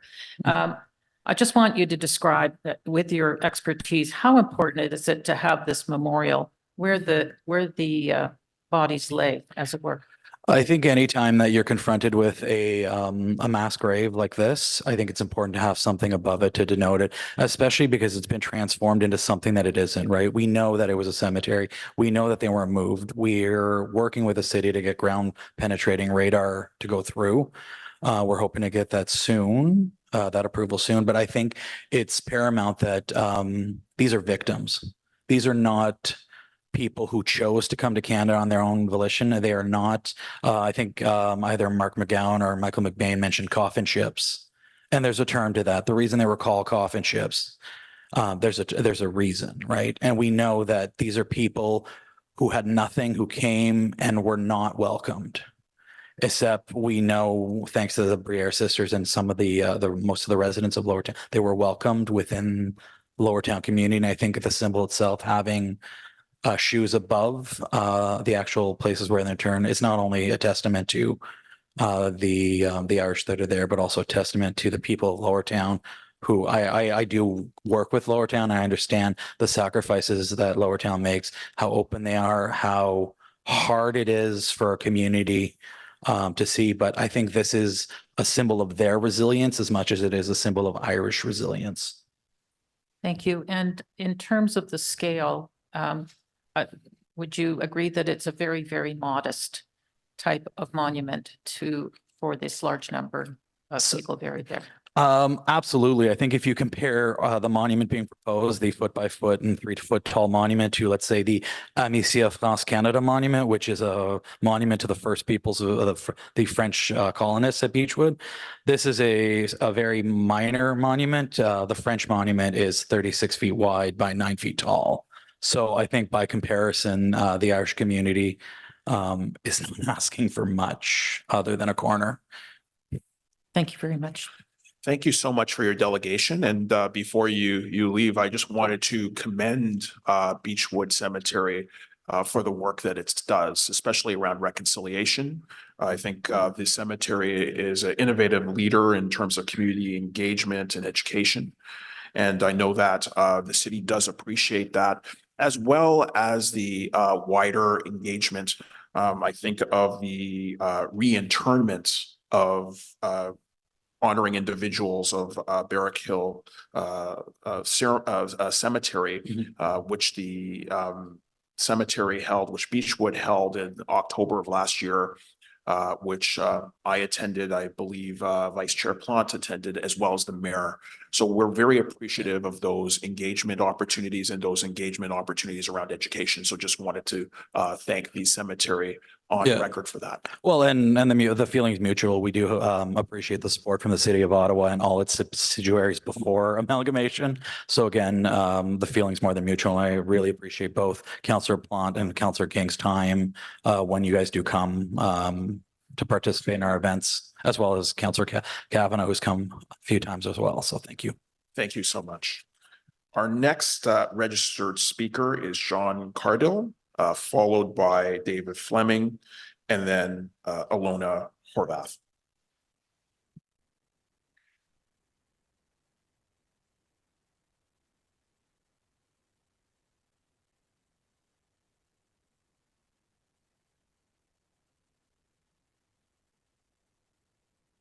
Thank you so much for joining us, and you have 5 minutes.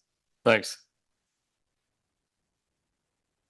My grandfather, many times removed from this place, was born in County Kildare, Ireland in 1787, and he came to Canada in 1810, and he fought for Canada in the 1812 war.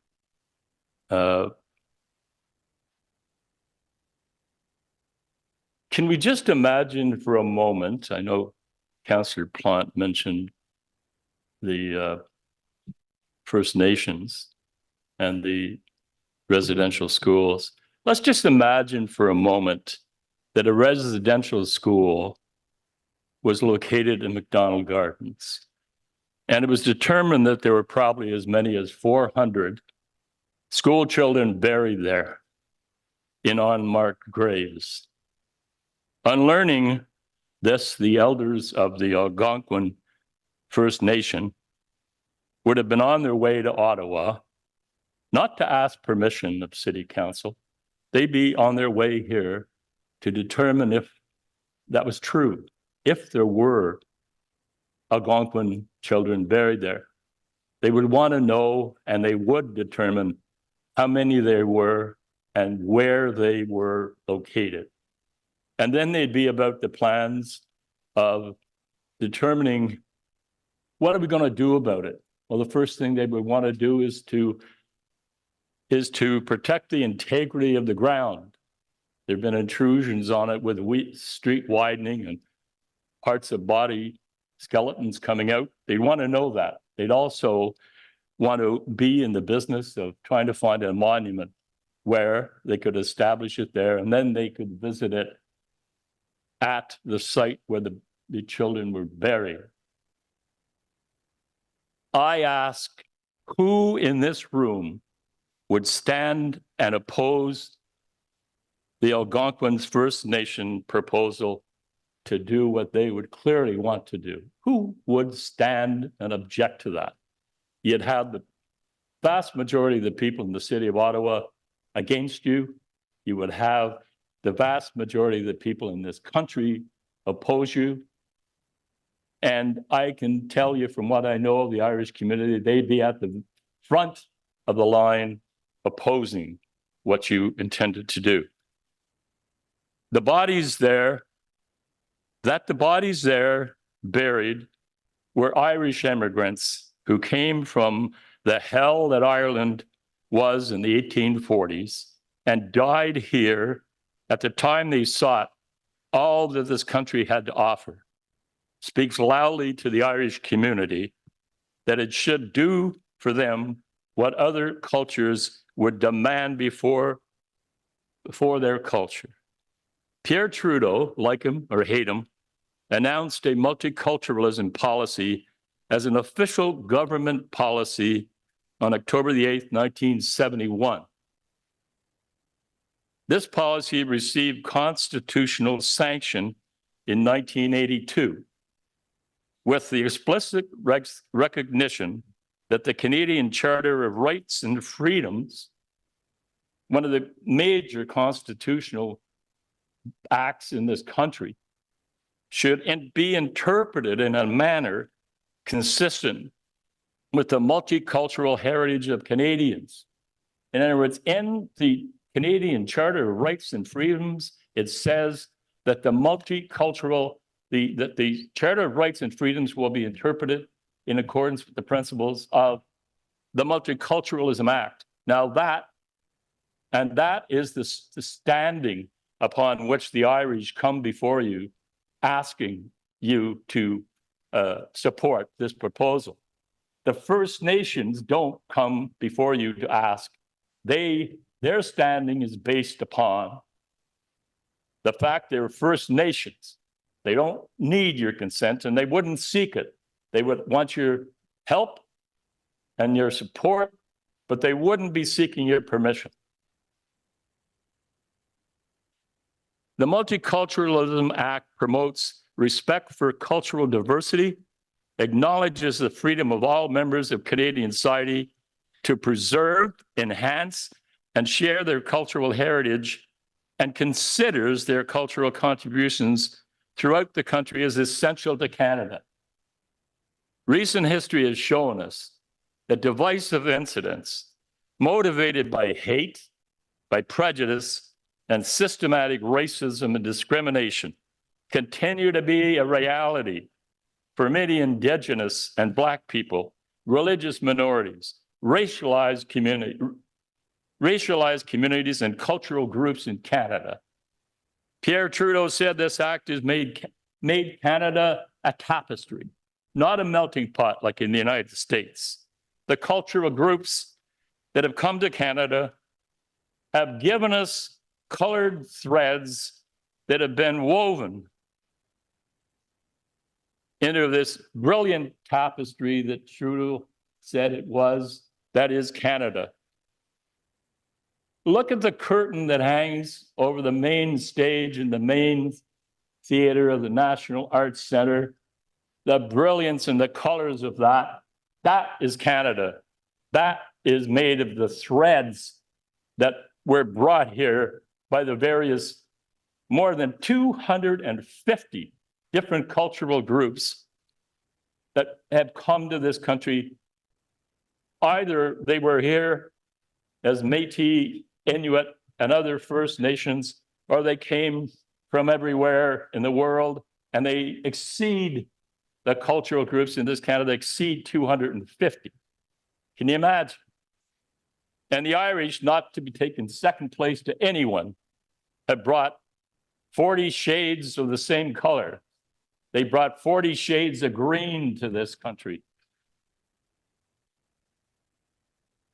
Now, there's a wonderful Irish song, and the last 4 lines of that song go, I would dare to sing it, but I'd empty the room. And they hear us there. Though soft, we tread above them. And now they sleep in peace.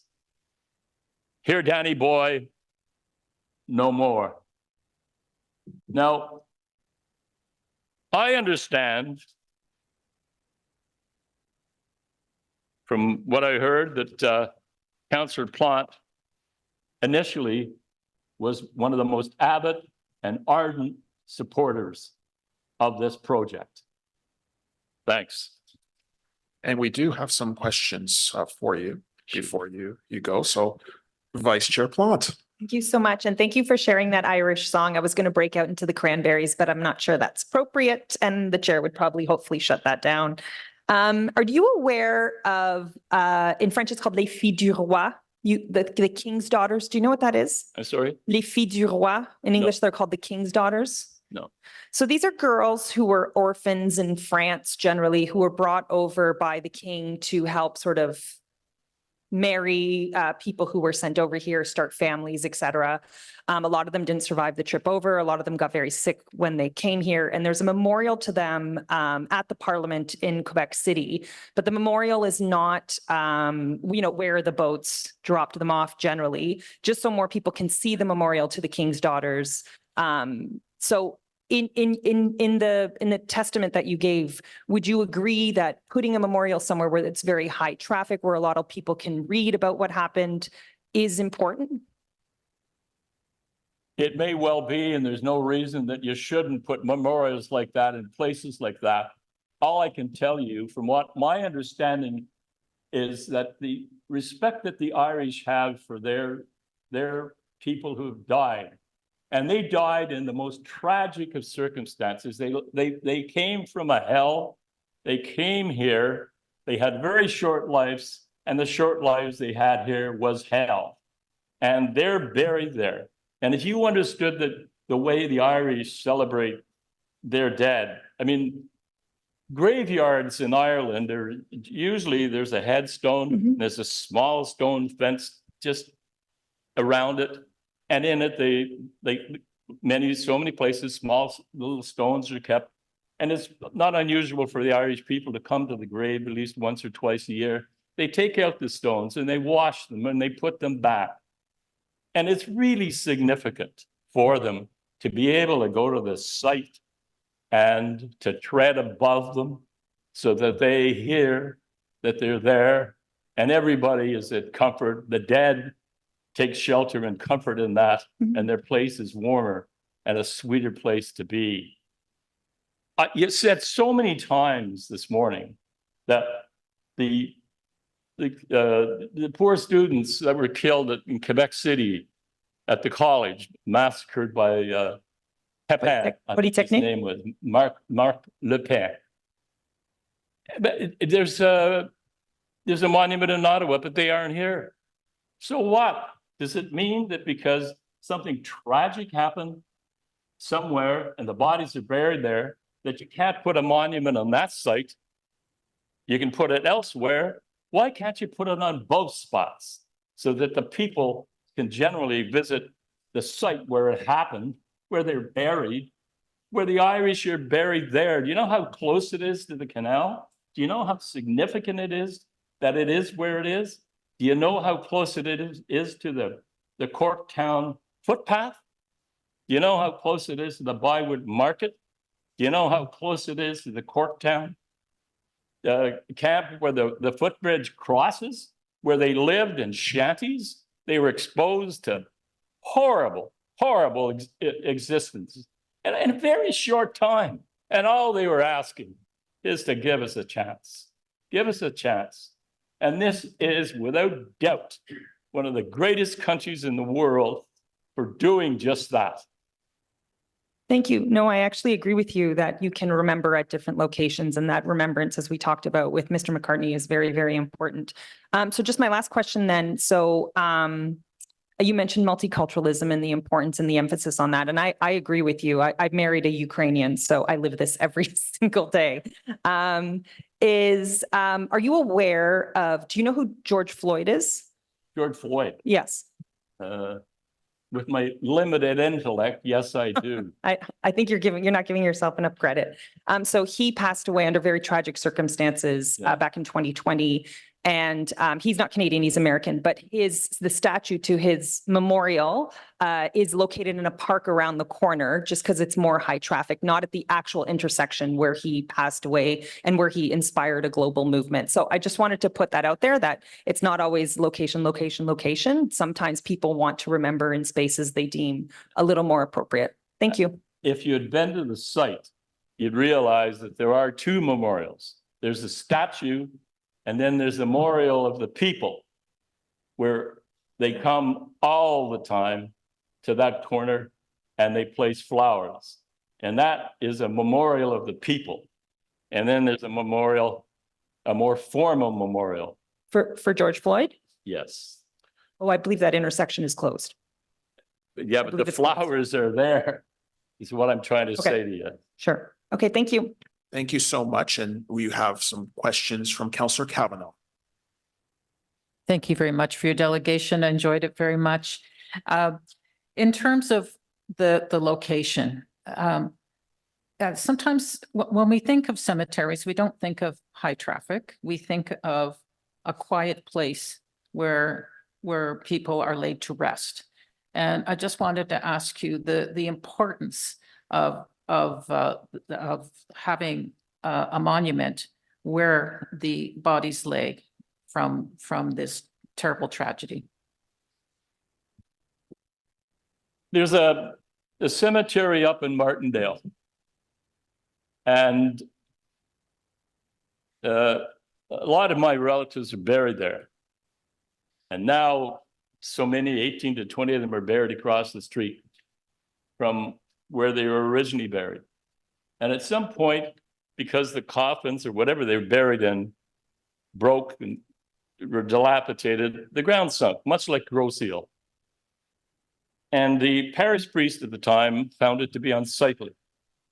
So he basically brought in some kind of equipment and he basically leveled everything. Most of the monuments there were not very significant. They were stones with the person's name etched in them, or they were crosses with the person's name etched in them. Easy to basically roll over. They're all falling apart anyway.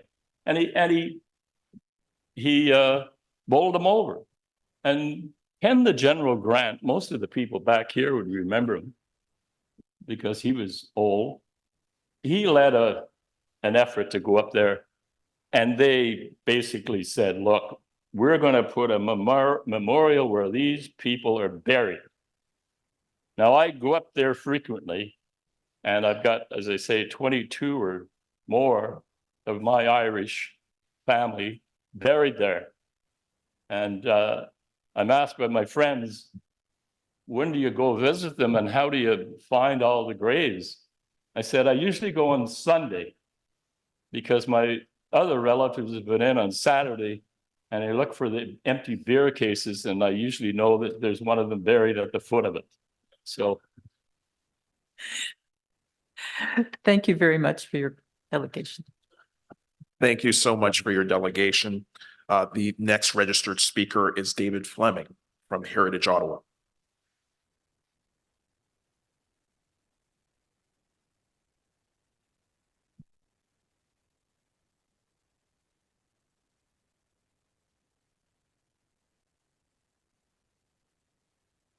Thank you so much, and you have 5 minutes. Thank you, Mr. Chair.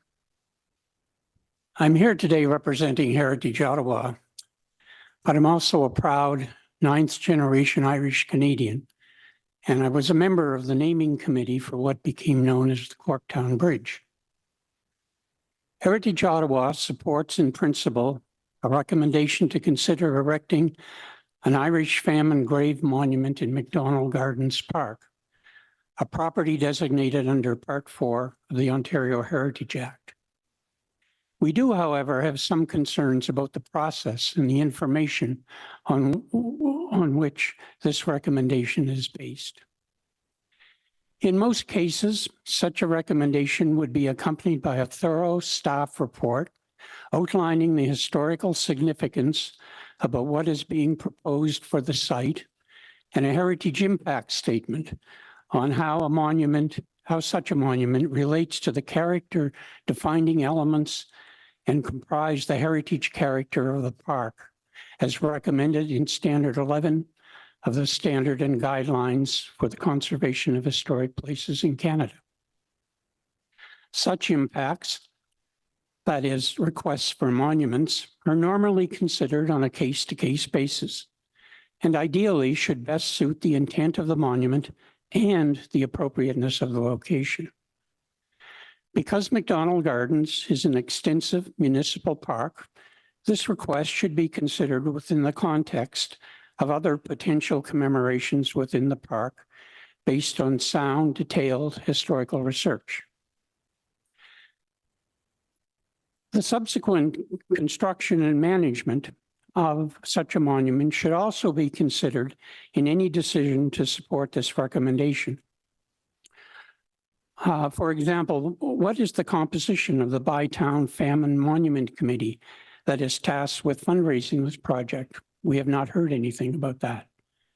Although the preamble, the 16 whereases to the 3 recommendations, contains some information about the subject and the site, this should not replace a detailed historical report about the subject, which is normally part of such recommendations considered by the Built Heritage Committee. The subsequent Heritage Ottawa feels that the impact of the arrival and settlement of the famine Irish in Canada, and specifically the Ottawa Valley, is an historically significant story which deserves public commemoration. As such, how it is commemorated must be based on sound historical research, adequate community consultation, and effective management. Thank you. Thank you so much for your comments. We do have a number of questions. The first ones are from Vice Chair Plant. Hi, thank you so much for that delegation. I don't want to prejudice their next comments, but I think the LCA would probably was probably nodding their head as you were reading along. But my question is, are you aware that that end of the park is a dog park? Yes, yes.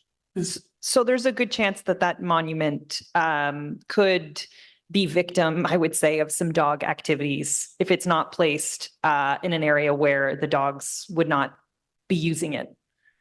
I have no comment on that. I'm not talking about whether the monument should be there or shouldn't be there.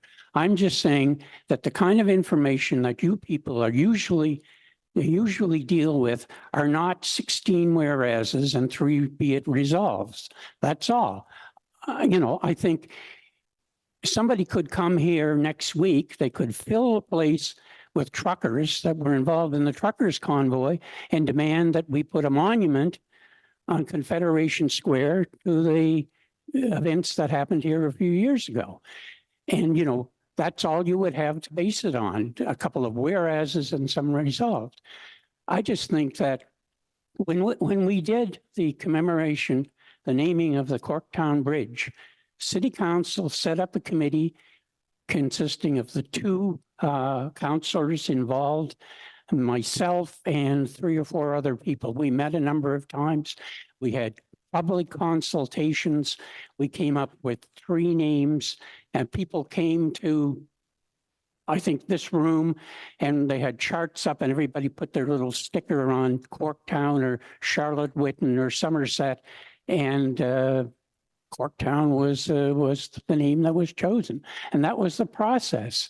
All what I'm saying here is that, this is too important a thing, a commemoration, to just be based on people coming here today and dealing with not a staff report, but dealing with a number of feelings that people have, which are justified, and are put in 16 whereases and 3 be it resolved. Thank you. Sorry, I just have one last question. Do you think the memorial, though, could be part of the heritage conservation plan for the park? Yes, I think it should be, but there's no heritage conservation plan for the park yet. Thank you so much for those questions. Councillor Kavanaugh.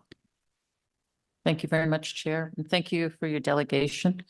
I think you heard from the historians such as Mr. McGowan or Dr. McGowan, pardon me, on the history of this location, as well as someone who's written a book about it, Mr. McBain. So we have a lot of evidence. Would you agree that this monument is of a very small scale? This is not a major change to the park, that this is a memorial that is very modest, and that there is historic evidence that there are bodies buried there from the famine. I'm convinced that there is, and I don't have a problem with the site of the monument. I don't have a problem of the theme being interpreted. All I'm saying, and I'm aiming this more towards you, people on the Built Heritage Committee than the people in the audience who have come here today to speak of it. We have some very knowledgeable people here about the history of the Irish community in the Ottawa Valley. And I think that I respect their knowledge and the research that has been done on it. That was not contained in the report. That's the point I'm making. And I think you set a dangerous precedent for other organizations to come here and just have a councillor support it and or have city council submit something here and you people have to deal with it without having the proper information and background. Would you think that, do you think that Heritage Ottawa should be involved in the process? Yeah, sure. We're involved in lots of things like that. You know, I represented Heritage Ottawa on the naming committee for the Corktown Bridge. We've been involved in another of, we're involved in the redoing of the Lower Town Heritage Conservation District and things like that. We don't have to be involved in it. All I'm saying is that we just want to have good documentation, proper information so that people can make a sound judgment on it. I appreciate that, you know, that's the direction, but would it be helpful if Heritage Ottawa is involved? Because I don't mind suggesting that that be part of the motion. No, I wouldn't put it in the motion. If we get involved, we'll get involved. And, but it's not necessarily that we are. There's lots of people around that have the knowledge of the site itself. And I think, you know, there should be somebody from the community involved, definitely. Yes, it sounds like we've got a good assortment of people that are, and we can get community involved. Yeah, thanks. Thank you. And we have one last question from Member Dote. Thank you, Chair. Thank you for your delegation today. I think this is one of the things that I've been thinking was very important from morning that I came. Of course, a lot of delegates today have talked about why this is important, and I completely agree with it. But this should have come in a report. This should have come with verified sources instead of coming from delegates who have talked about it in the meeting. And the motion should have been supported with a report that was either prepared by the city staff, or at least it was prepared, even if it was prepared by someone else, it should have been verified by the city staff, because all we have right now is correspondences and delegations that have been put together, or we are putting together pieces of the puzzle, and that is simply not a good precedent for our future motions. Yeah, I don't have a question, but thank you.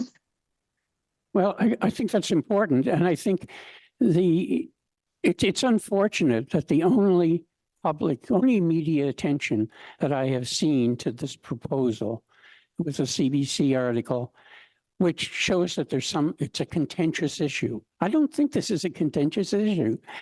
There are people who want to know more so they can make a sound judgment on it. That's all it is. And what it comes out now, the big media story is that, oh, there's some people in Lower Town that don't want to have this monument there. And that's an oversimplification of what's happened. And I think it's because we did not have a report that people could look at it and then come here and give delegations, so that you didn't have to have all these members of the Irish community coming out here feeling that they needed to speak to you in order to have you recommend this. Thank you for your delegation. There are Thank you. Other questions? Our next speaker is Alona Horvath, followed by Alan Brown, followed by Janet Young. How many more, Chair? We have 4 more delegations. Thank you.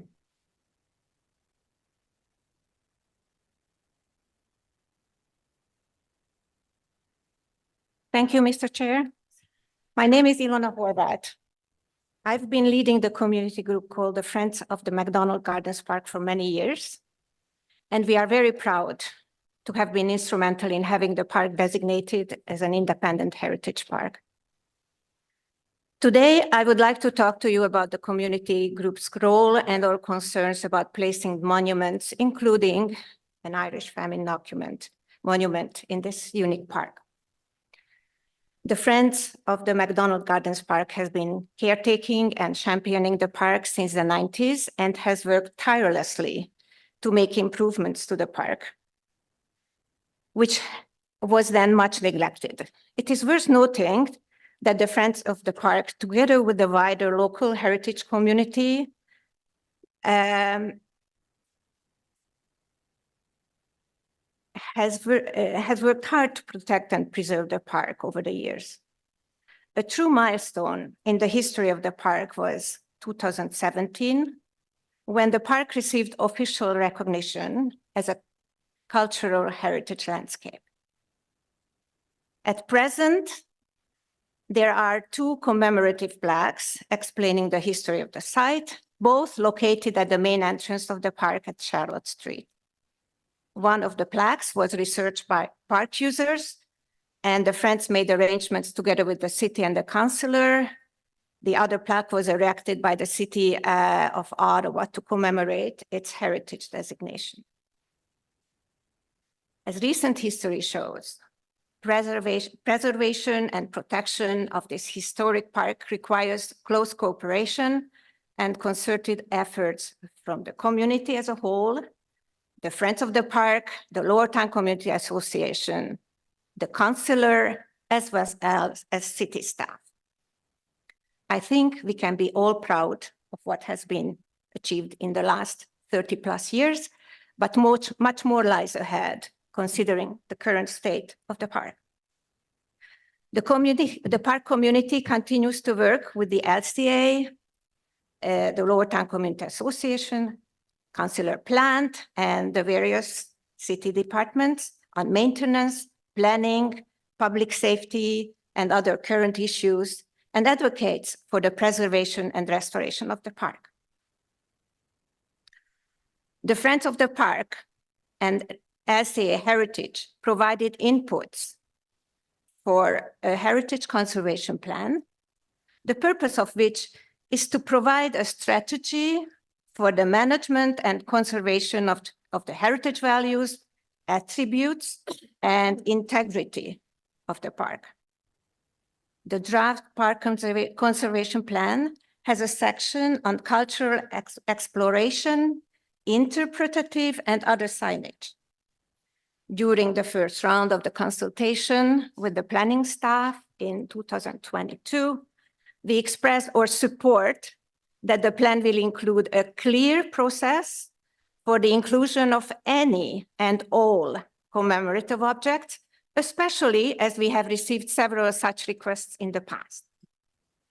The plan is yet to be finalized, and our group has been working under the premise that the spirit of close collaboration will continue. But then this motion arose. First, while we welcome the idea of the Irish Famine Memorial in Ottawa, we have several major concerns about placing it in the park. First, we have strong reservations around the lack of meaningful community consultation on the Irish proposal. Second, a decision by the Built Heritage Committee today would have the community seriously question the value of participating in consultation on a park heritage conservation plan. This is even more true when we know that it is being planned for June. Our third concern is we are worried if approved, the motion may set a precedent for future requests. How many memorials can this relatively small neighborhood park accommodate? We have already received other such proposals in the past, which we did not support. We do not want to see this historically designated neighborhood park potentially converted into a memorial park.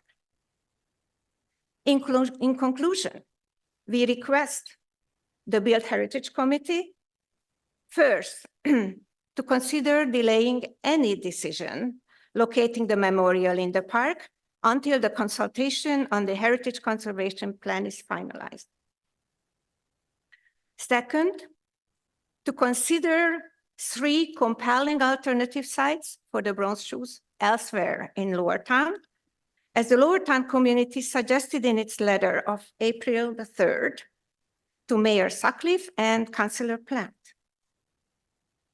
Third, finally, we would like the city park planning staff to accept our proposal to establish a single interpretative panel which would cater to all well-justified requests for commemoration in the park.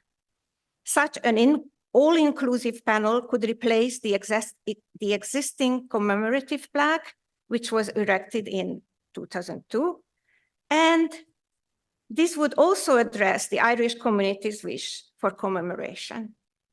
Thank you for your attention and consideration of these requests. Thank you for your delegation, and you do have questions. The first from Vice Chair Plant. Thank you so much, Chair. Thank you. Hi, Alona. Thank you for all the work that you and the neighbors do in and around the park. It really is a gem in Lower Town. As you know, we did our Jane's walk through there, and we always have our community cleanups. And you did mention something I kind of wanted to stress on. As you know, Lower Town has the lowest voter turnout in an election. You mentioned a bit of sort of people will feel like because there was as was outlined earlier, a lack of consultation process, or the process wasn't necessarily follows as it should have, that people will be disengaged. Do you agree with that? I do not. Actually, I received, following my attempts to quickly inform the park community about this upcoming motion at the Built Heritage Committee, I received a large number of feedback and requests. And I hope that those people use the facility to voice their concerns and send in comments to the committee. And I received last night one, and I would like to take this opportunity to read out loud. It's very short and it's very important for all. A person, a community member, said, I have some Irish ancestry, came to Canada and US before the famine. So I have some sympathy for the desire to mark the famine. I see that they are targeting places where the famine Irish were buried. But I agree with your points that the monument is not keeping with the current direction of the park, and the residents were not consulted. Am I right in thinking that there is an alphabet in the room, which is that the majority of people buried in the original cemetery were undoubtedly Francophone? Does it make sense to have a memorial to the Irish when there is no memorial to people of French origin? Although I am not French, of French descent, I support the Francophone history of Canada and Ottawa. So I would see honoring one particular group without honoring other groups, especially the majority group, as inaccurate and potentially hurtful to those left out. Thank you. Thank you. And we have questions from Councillor Kavanaugh. Thank you for your delegation, and I appreciate that you're looking after the park. I have major parks in my ward as well, Friends of Britannia Park, Andrew Hayden Park, and they're very large parks. And they're for everyone. They belong to everyone. Of course, not too many parks were cemeteries.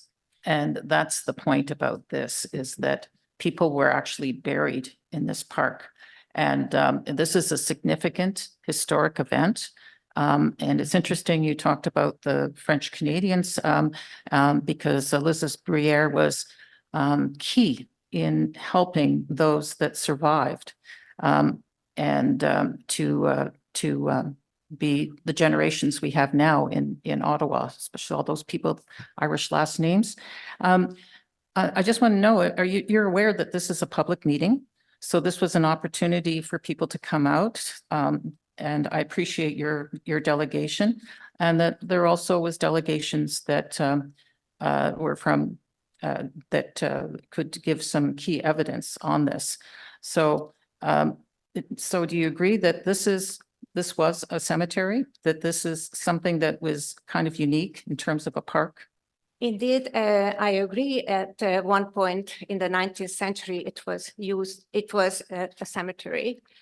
And I was part of the conversation and the work on the heritage designation of this park. And I know for a fact that this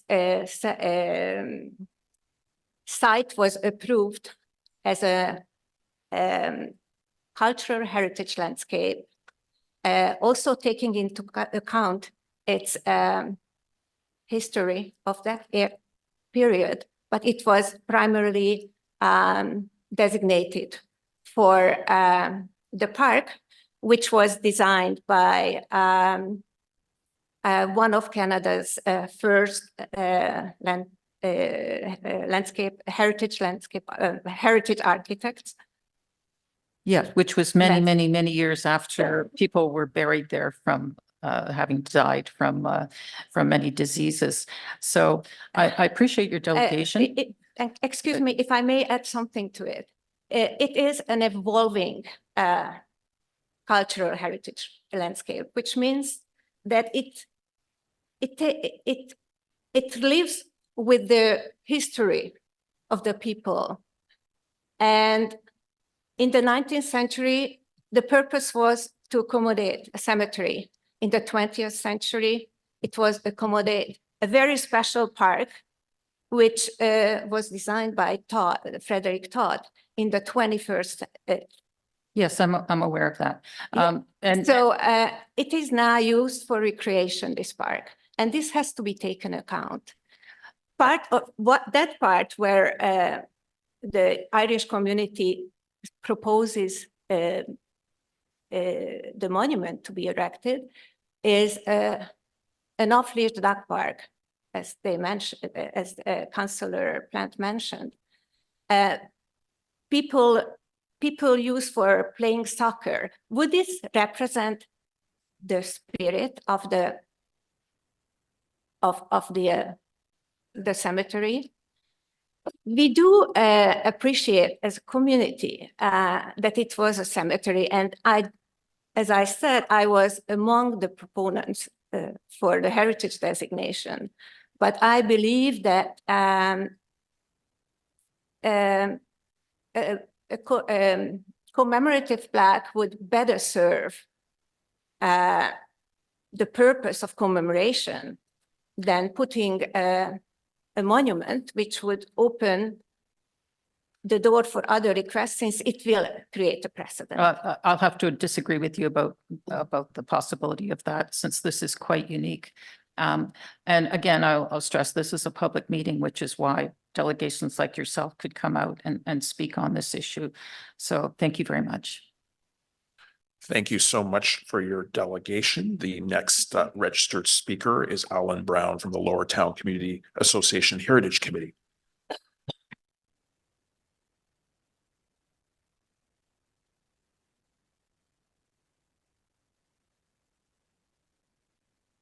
Thank you, and you have 5 minutes. Thank you. Let me begin by saying how pleased we are that Ottawa will be among the cities to commemorate the Great Irish Famine. It's wonderful. However, we have serious doubts about the motion before the committee. Our three main concerns are: one, that the motion supersedes public consultations now underway. Two, there are serious concerns about the adequacy of the Irish community's research and consultations used to justify a monument at McDonald Gardens. And three, better locations for the monument do not appear to have been considered. About the process, if passed, today's motion would recommend erecting an Irish famine monument within McDonald's Park. The words, quote, "or other location is deemed appropriate," now want to be removed by the Councillor Kavanagh here, were added only belatedly. Unfortunately, it would also supersede a long-planned consultation on a heritage conservation plan for McDonald Gardens by the city's park and heritage staff, and scheduled only a few weeks from now. One aspect to be discussed was the appropriateness of citing memorials like this in a 110-year-old park, which received its heritage designation largely for its design by pioneering Canadian landscape architect Frederick Gage Todd.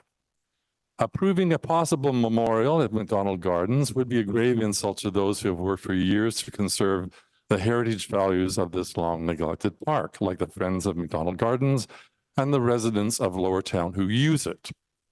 Political pressure and emotional appeals by the Monument Committee should not be allowed to trump the interests of the broader community and an established consultation process. Our second concern is that those recommending the McDonald Garden site need to do more homework. When a few of our experts were approached, heritage experts were approached informally about the idea, he advised caution. So why this fixation on McDonald Gardens? According to Councillor Kavanaugh's webpage, and I apologize for the bad grammar, quote, the reasoning for the request to have this monument in McDonald Gardens Park, as this is the former Catholic graveyard that contains the remains of some 300 victims of the Great Irish Famine, 1845 to 1851. Does it? Let's take a look at the history.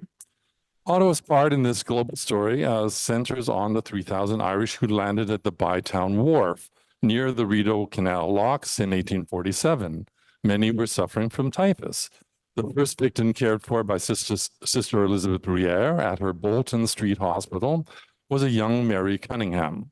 Others were taken to temporary fever sheds. That year, 186 Irish immigrants died, 600 were successfully treated, and 60 orphans were cared for. The 2,800 who survived and others who followed formed the nucleus of a resilient Irish Catholic community in Ottawa, and we don't really know what happened to the dead. However, Ottawa historian Alexander Ross documents an early Catholic burial ground around this time at Rideau and Cumberland Streets. Could the Irish dead have been buried there? Even if they were buried at McDonald Gardens, we don't know whether any remain at that site. When the Beechwood and Notre Dame cemeteries were built in 1872, many bodies were removed there. Newspaper accounts of the day indicated that the Roman Catholic section was entirely cleared of its remains. Corroborating this is the fact that of the remaining 167 headstones read into the Ottawa City Council minutes in 1911, none appear to be Irish or Franco-Ontarien. Even if none of the Irish dead had headstones, other Catholics would have, and there were none. Also, when the Catholics built their smallpox hospital along Coburg, which was removed prior to its construction in the 1890s, they probably made sure that they were not building on any human remains. There are so many unknowns about this site that the Irish community research doesn't answer. But the real issue is that they appear not to have considered alternative locations. 3 better alternatives include the Irish debarkation point at the Rideau Locks, Elizabeth Bruyère Hospital, where the sick were treated, or the remarkable St. Bridget's Church, built by resilient Irish descendants. In St. John's, I understand the bronze shoes were installed at the Basilica, not at the mass grave on Partridge Island, where 600 are buried. So why not at St. Bridget's, especially as the motion says the shoes, quote, symbolize a hopeful journey and flight from famine, unquote. And even the Irish ambassador says this monument is not about, quote, not about victimhood. It is about the people who are resilient. We agree it should not focus on the dead. In making your decision on this motion, we ask you to preserve the integrity of the public consultation process and request the Irish community to choose a better site than an empty former graveyard from among less contentious and better documented candidates. The impact of the Irish famine in Ottawa should be commemorated, but based on sound historical research, community consultation, and consensus. Thank you very much. Thank you. And there are a number of questions. The first set from Vice Chair Plante. Thank you so much, Chair, and I will check my grammar going forward on anything I put out. So I just had a question though. In the original motion, it says we will install the monument to the Irish that commemorates the Irish famine at a location. I believe it says, if you could read it, does it say the council or the community deems appropriate? Is that what it says? I don't have it in front of me, sorry. Oh, sorry, I'm just going to read it out loud. It says, be resolved at other locations as deemed appropriate. So would the community be okay with an approval of this writing as is? So the community is involved in the location of the monument. Yeah, we definitely believe it should be at another location. Okay. Yeah, that was my only question. Thank you so much. Thank you. Thank you. Councillor Member Kelly. Thank you very much, Mr. Chair, and just would like to ask a couple of clarifying questions. You asked that the Irish community select a new location for this monument. So I'm wondering who in the city of Ottawa outside of the Irish community, would there have been a better community to decide where this monument went than the Irish community in the city of Ottawa? Sorry, there should actually be part of the public consultation process, which is now scheduled for the heritage plan in June, just a couple of weeks from now. That's where it should take place, I believe. Okay. So the Irish community, they can certainly be part of it. I think they have an essential role in that discussion. And you also mentioned at one point that should this monument go ahead, that would be offensive to the people of Lowertown who use this park. Can you explain how that would be offensive to the people who use the park on a daily basis? I think it's offensive in that there was no proper consultation process, and that the committee is attempting to take away that consultation process by making a decision today before the consultation is scheduled. That's what's offensive.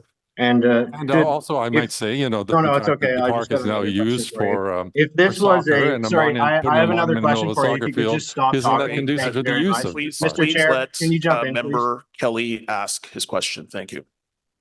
Thank you very much, Mr. Chair.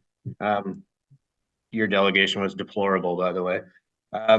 If this was a Indigenous community who had asked for a memorial at this park, would your position be the same?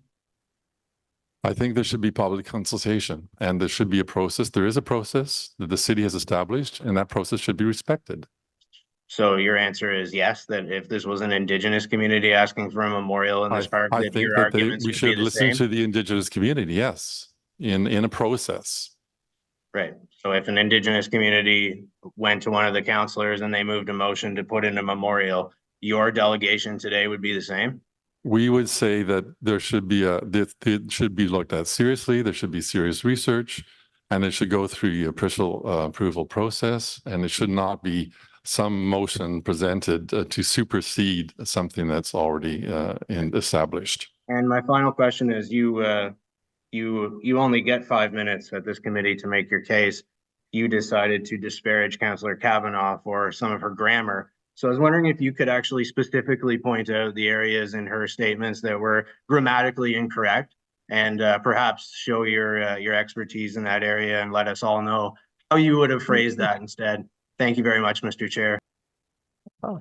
I think anyone with a good sense of grammar knows the answer. Oh, that's a terrible answer, by the way. Yeah, terrible. You should have come prepared to back up your opinions if you were going to do that, instead of waste the committee's time. I'll be happy to send you something separately. And we have one final set of questions from Councillor Kavanagh. Thank you, Chair. Maybe I'll use AI next time. I don't know. But I appreciate the delegation. It's important to hear from everyone. And this is a public meeting, and it's a meeting that is public, and which is consultation. And that means that anyone who has concerns about this can make a delegation, which you have. Are you disputing the research done by Michael McBain and Dr. McGowan? I haven't seen it. It should be in a report that goes to this committee, and we should all have a look at it.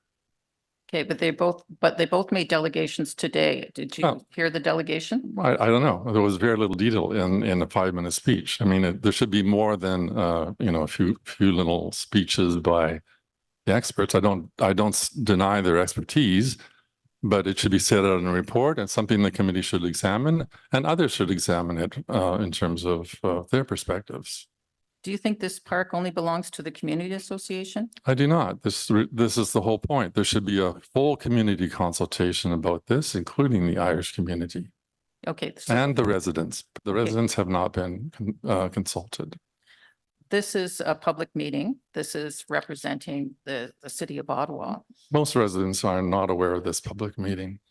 Well, that often happens that it's hard to get people to be aware of a meeting, but I appreciate Councillor Plante asking that it come to this committee and so that there's an opportunity for delegations like yourself. Thank you. Thank you. Thank you for your delegation. The next registered speaker is Janet Young.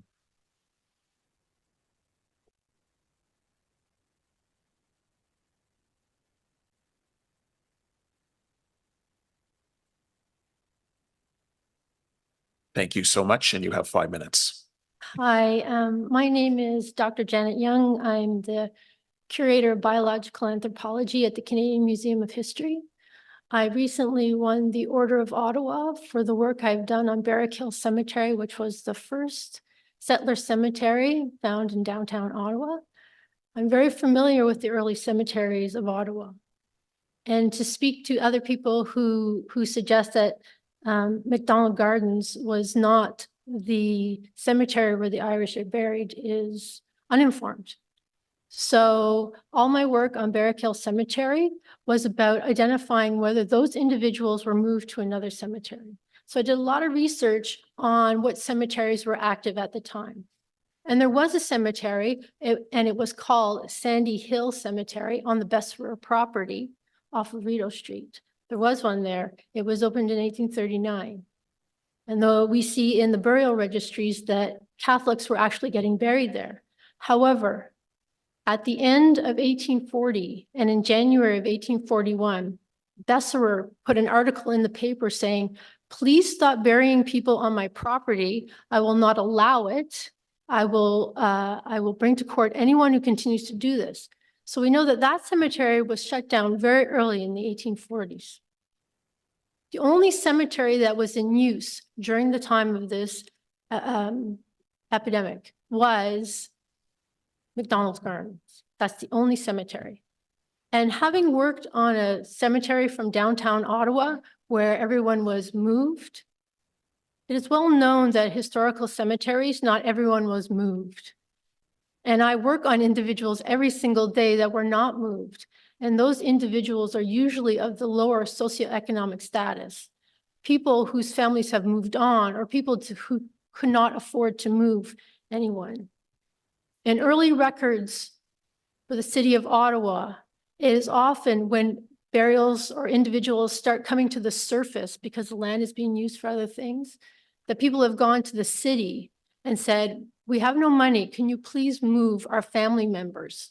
Because they are being eroded out of the site. And they're begging the city to move these people. And a few incidences, yes, the city does move people, like the cemetery on the Besserer property, where individuals became exposed. And in 1850, the city granted money for some of those individuals that were exposed to be moved, which would have been a move to McDonald's Corners, because at that time, that was the only cemetery in use. So to argue that the individuals that died from the Irish famine and what happened after has no validity. It's an invalid argument. We know the individual was there. We also know that they were probably not moved. And I get very frustrated. I understand that this area is designated as a park, but if anyone was aware of how many people are actually underfoot, there's no way that you cannot call this a cemetery. This is a cemetery. If you remove the headstones and put nice grass over the whole thing, it's still a cemetery. There's still lots of people buried under that space. And so not to recognize that, I think is disrespectful. And I know for Barrack Hill Cemetery, Beechwood Cemetery has stepped forward and we've reburied the individuals. But I also know that there's a plaque that's scheduled to go in at the site of the cemetery. And you may say, well, everyone has been moved, so it's just sort of memorializing it. There are still people under downtown Ottawa.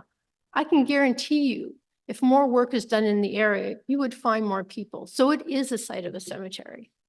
And to put a plaque up at that site, it sets a precedent. Why would you put a plaque up at that site and not this site?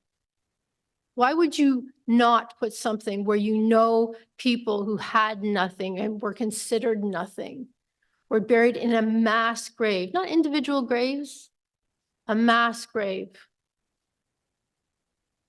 And that's all I have to say. Thank you so much for your delegation. There are some questions for you, Vice Chair Plant. Yes, thank you very much for that compelling testimony, delegation, sorry. When you say there's many people buried underfoot, can you, I believe Nick McCarthy touched on it, but can you just tell me the different people who are buried there? Well, the cemetery was separated into four sections, right? And when a cemetery is moved, and anyone who works in historical archaeology knows that that means nothing. Right. There's probably about 60% of the people that were never moved. It's just, for historic cemeteries, that's just a standard. So there's still lots of people that are buried underneath that ground. And I don't care if people made it into a beautiful park and is part of a community. And you can't ignore what it was, because it still is that. It still is a cemetery. Whether you make it all pretty and everyone can walk around, that's one thing. Beechwood Cemetery is open for people to walk around, bring their dogs, do everything there as well. You can't bring your dog. I've tried. You can. Yes, They told me not to. Oh, anyway. Yes, I've asked, yes. I do, sorry. So, but you said, sorry, just to answer the question though, you said there's many people underfoot. Can you just outline the various communities who are buried there? Well, it would be everyone buried in the Catholic cemetery, the Presbyterian, the Methodist, the Anglican. They all had sections there. Okay, so there's several diaspora groups buried there. Okay, that's all. Exactly. Thank you so much. And I will bring my dog to Beechwood Cemetery. Thank you so much. The next set of questions are from Councillor Kavanaugh. Thank you very much, and I really appreciate your expertise and your availability today to talk about it. Do you feel that a modest monument of a children's pair of shoes, bronze shoes, is an appropriate gesture to remember all these victims?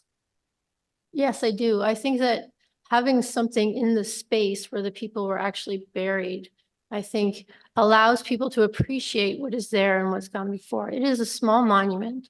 I don't believe you should put it at the entrance or the center of the park, because that speaks more for the park in general and not a little space within the park. If you put something at the front, then everyone will assume that it's, if you need to put it right near where these individuals were buried so that people can understand what has happened before. I stop at every historical plaque and I read it. And it's not that it's because it represents this or represents that. It's a moment in space and time, and people sort of get detached from the history. And this would allow people to connect with that history in the place where it's most significant. Where it took place, where the burials are, where the people still are. I appreciate your bringing to light the from your research and knowledge of the information that was put out that that they could be buried someplace else. Can you comment further on that claim? Yes. Well, I mean, in historical times, people could be buried on land, family land, but people who had nothing were buried in the general cemeteries. And the fact that we know for a fact that after 1845, there was only one cemetery that was in use for the public in the city, and that's where McDonald Gardens is right now. Thank you so much. I appreciate your expertise, and thank you for making the time to come out today. Thank you. And we have one more set of questions from Councillor Lieber. Good afternoon. Thank you very much for the delegation, and everyone's able to hear me, I hope. Thank you very much for the delegation. I find this entire period fascinating. One of the big papers I did in university was on the Stony Monday riot and the way Professor Taylor argues about the built form of the city and how that resulted in some of the violence that day. But I'm just wondering, I'm looking at where McDonald Gardens Park is located. Can you situate it in the context of the built form of Bytown at the time? This would have been on the periphery of where the Irish would have lived at the time in Lower Town? So where it sits now, it would have been ordinance land, and I'm sure that it was purchased from the ordinance, and that's why it was there. There was a lot of private land in the area. Most of the workers lived in Lower Town. And that's because that was ordinance property. And so Colonel By set up barracks for the canal workers in Lower Town so that he could build spaces for them, and then he can pull back some of their wages for rent. And so it was a very dense area of town. But then there's a New Edinburgh or for Thomas Mackay, who had his workers there, and it was the same idea. We'll pay you to do this, and then we'll take all your money back for accommodations and food. So in that area, it was a working class, very much working class area of town from the get-go, from when Ottawa first existed. And so you would have had area as workers. And so my theory behind why the cemetery is there is because it was available ordinance land. And then after it was set up, there was also a hospital that was set up right near there. So it could feed the cemetery as well. And just, yeah, locational. Yeah. And then Besser's land was private. Where did that begin? Besser was Rideau, and then if you go south off of Rideau. So Nicholas Sparks's land basically goes from, so the Bronson area all the way over to like the Nicholas Street almost. And then his property went from Wellington down to Laurier Street, and then Colonel By bought some land south of Laurier Street. But on this side, it was Besser's property. Besser actually lived in Montreal, so he wasn't actually in town, but when he found out that people were burying people on his land, he got really ticked off, and he said to ask them to stop doing that. Yeah, that's quite the incursion on your private property. And then what was development like on the other side of the Rideau? So that would have been Upper Bytown, and so you would have had all the engineers, the people who work for Colonel By at a higher level. You would have had the military officers. They would have all been on that side. And so there was Sparks's land. The only problem with that was that Colonel By expropriated 88 acres of Sparks's land, where Colonel By allowed Barrack Hill Cemetery to be put in on the south side of Wellington at the base of the hill. And so what happened was that land was not built upon. So you have Victoria Street, which is actually beside or Parliament area where like the library is and stuff now. That was where like the officers and stuff lived on larger lots. And then you had Sparks on the outskirts. And then there was really nothing in the middle because of the fight over the 88 acres. Then you had Corkstown that sort of popped up as the sort of a shanty, not even, it's like, earth dug homes where the poor people lived. I've heard them described as sort of caves. Yeah, they were dug into embankments and okay. Yeah. Sorry, I'm getting very far away from the subject of this vote, but I was interested to find out where the cemetery would be in relation to the rest of the geography of Bytown of the time. I appreciate that. I could go on for hours and pick your brain on this. It's fascinating. Thank you for your time. Thank you. Thank you. Thank you so much for your delegation, as well as the research contribution, the rich research contribution that you've made to the city. It's much appreciated. Like I had said earlier, along with other members of council, I had attended the reinterment ceremony for Barrack Hill. It's important for us to acknowledge the contributions of our past residents, all of our residents in our city, and your work does contribute to that. So we're very grateful for that. Thank you so much. Thank you for having me. Our next and last registered speaker is Fiona Gilligan. Good afternoon, everyone. Thank you for offering me an opportunity to speak today and to add my voice to the support for installing a small monument in this park to commemorate and honor the Irish settlers, many who lost their lives while building our community for us. Again, my name is Fiona Gilligan, and I'm the owner of Aaron Moore Holdings of 60 Coburg Street at 60 Coburg Street on the corner of Coburg and Clarence. It's a beautiful old 26-unit multi-residential building, and it's adjacent to this beautiful park, of which many of the residents and myself enjoy at all seasons, all times of the year. I'm first-generation Irish on my mother's side, and my father's family came over from Ireland in the late 1800s and settled here. For all of my life, I've known this area of Ottawa as having a heavy historic Irish influence, which transcends into the fabric of this community today. When 60 Coburg Street came up for sale 14 years ago, I was immediately drawn to investing in this community due to its Irish heritage, and also to preserve this building from being torn down and developed by developers who had no investment in the community or the Irish heritage that existed for generations in this community. I did the same in 2010 when we had a massive fire in this building. As a business person and as an Irish person, an Irish Canadian, I wanted to preserve the Irish heritage that exists in this beautiful part of Ottawa. I believe that both of these acts show our investment in the local community and our belief that such a monument would in fact enhance the community, not just as a commemoration for those that lost their lives and were, dumped into mass graves, but also for those of us that are their descendants. And as a business person, I trust the research and the homework that the Global Irish Famine Way has completed. It has done so around the world, not just in the Irish community. To say that the Irish were not buried here is misinformed, as confirmed by many speakers ahead of me.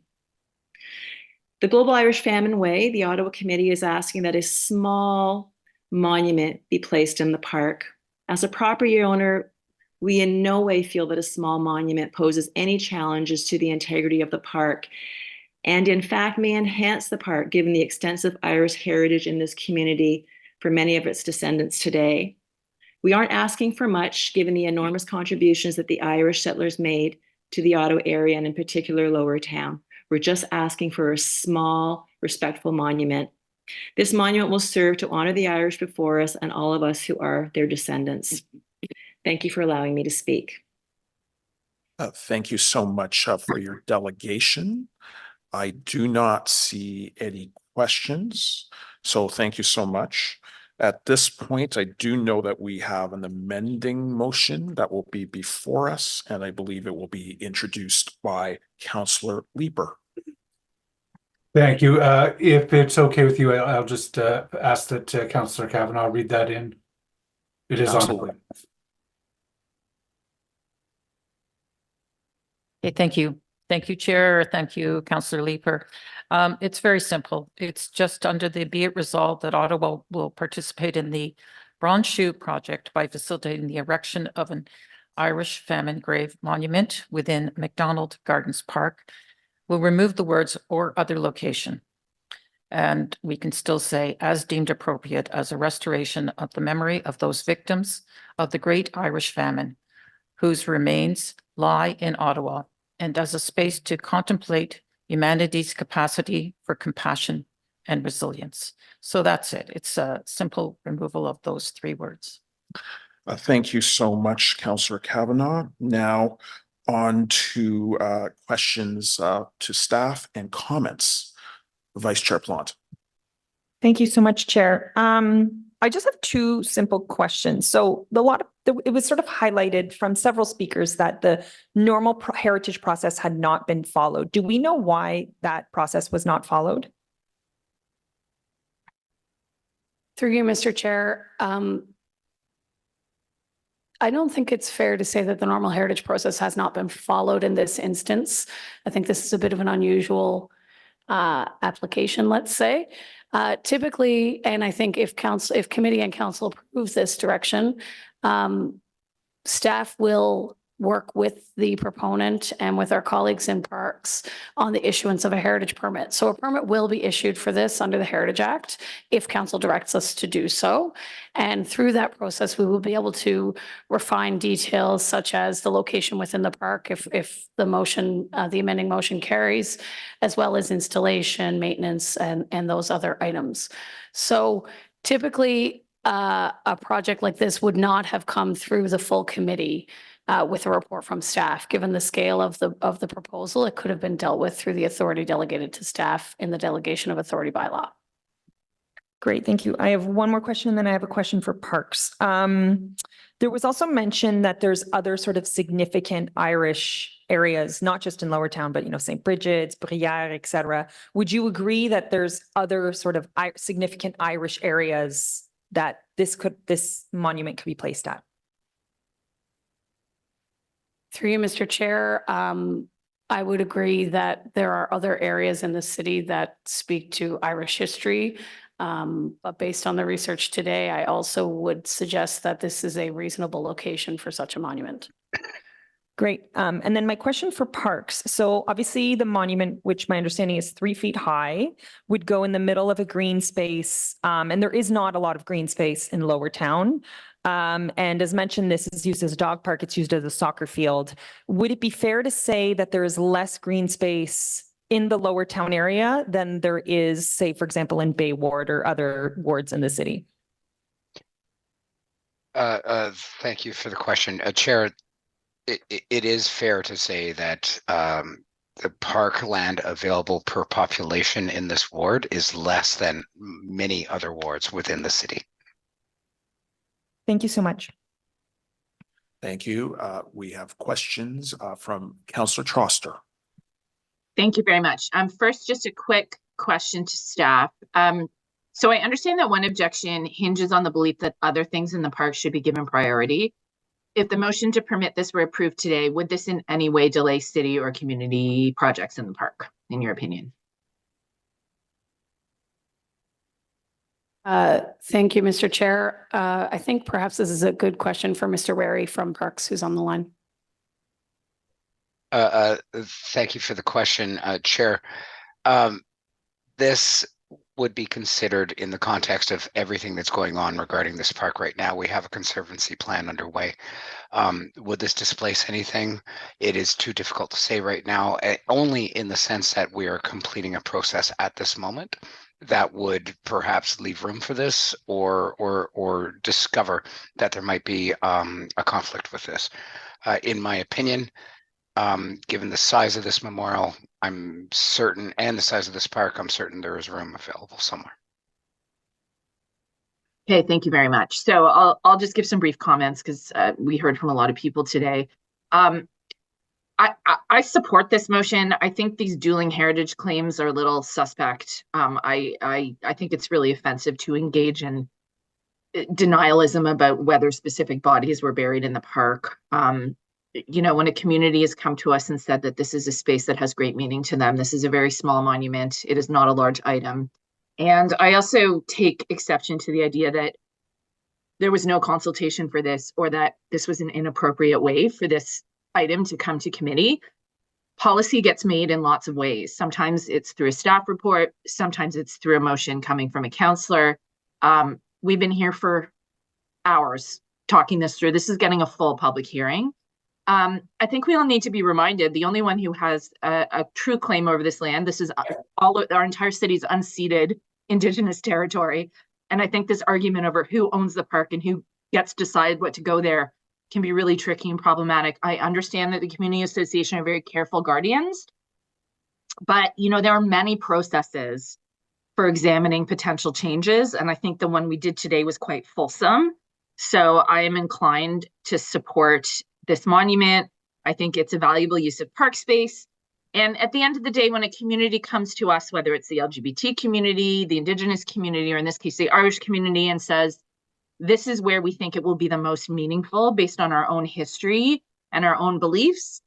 If it can be accommodated, I think we should accommodate. To me, there's very little controversy here. So I'm very happy to support Councillor Kavanaugh's motion.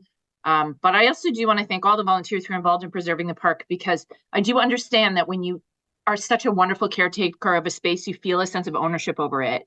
But this is a city park. It doesn't just belong to the community association. And a tiny little space of a few feet to have a couple of bronzed shoes to commemorate a horrendous event in Irish history, I don't think it's a lot to ask. So thank you. Thank you, Councillor Troster. Councillor Kavanaugh. Thank you very much, Chair. And I want to thank staff because I did work with them on this motion, and I did run it by them, and I appreciate their input and their knowledge on the heritage of this area.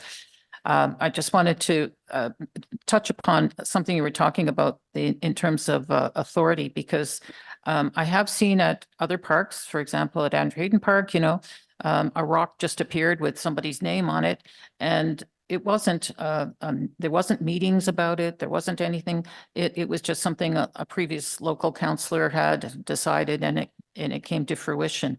So it's not necessarily the entire local community that decides, but it's considered to be, with the expertise of staff, appropriate. Is this generally the process? I can only speak to the process related to the Ontario Heritage Act. I think perhaps somebody from Parks can speak to the other piece, but the reason this is going through a process is because the park is designated under Part 4 of the Ontario Heritage Act. And as such, alterations require the approval either of council or through the authority delegated to staff. So this is an appropriate place to have the discussion for through you, Mr. Chair. Yes, I think that was the direction of the clerk in terms of bringing this motion to this committee. I would say that typically, if it was just processed through the normal channels, there would not have been any public forum for a discussion, because it's through the authority delegated to staff. I appreciate that. And this is a public meeting, and I appreciate all that came out and made delegations. Thank you. Thank you, Councillor Kavanaugh. Member Quinn. Thank you, Mr. Chair. I'd like to begin by thanking everybody who came out today. It's been a long morning, and we heard very passionate, very reasoned presentations. I certainly appreciated every one of them. I have a question for staff to start with. I also appreciate clarifying the clarification that regarding due process, and how under perhaps other circumstances or normal circumstances, this kind of decision would have been done under delegated authority. So, which might address some of the concerns presented by Heritage Ottawa's president or representative today. And I also don't want to put words in your mouth, but I'm assuming by bringing this recommendation forward, and also being fully aware that the Heritage Conservation Plan for McDonald Garden is currently underway, that you do not see this as a conflict for the long-term conservation plan for McDonald Garden. Can you comment, please? Thank you, Mr. Chair. I think, just as a point of clarification, this was not brought forward by staff. This is a councillor motion. Staff did provide, excuse me, I'm getting over laryngitis. Staff did provide input to the councillor and advice on the motion and its contents. From a heritage perspective, if council directs staff to implement this monument, we will find a way to do so. And I think that it can be accommodated within the ongoing conservation plan work that Mr. Wary spoke about a few minutes ago. Thank you. And to that point again, the representative of the Friends of McDonald Garden today talked about the heritage designation of McDonald Garden, which I'm only too familiar with, having supported it all along. The reason for the designation was primarily based on the cultural heritage landscape as designed by Frederick Todd. But as Councillor Kavanagh pointed out, that happened in 1920, some 80 years after the land was used as a grave.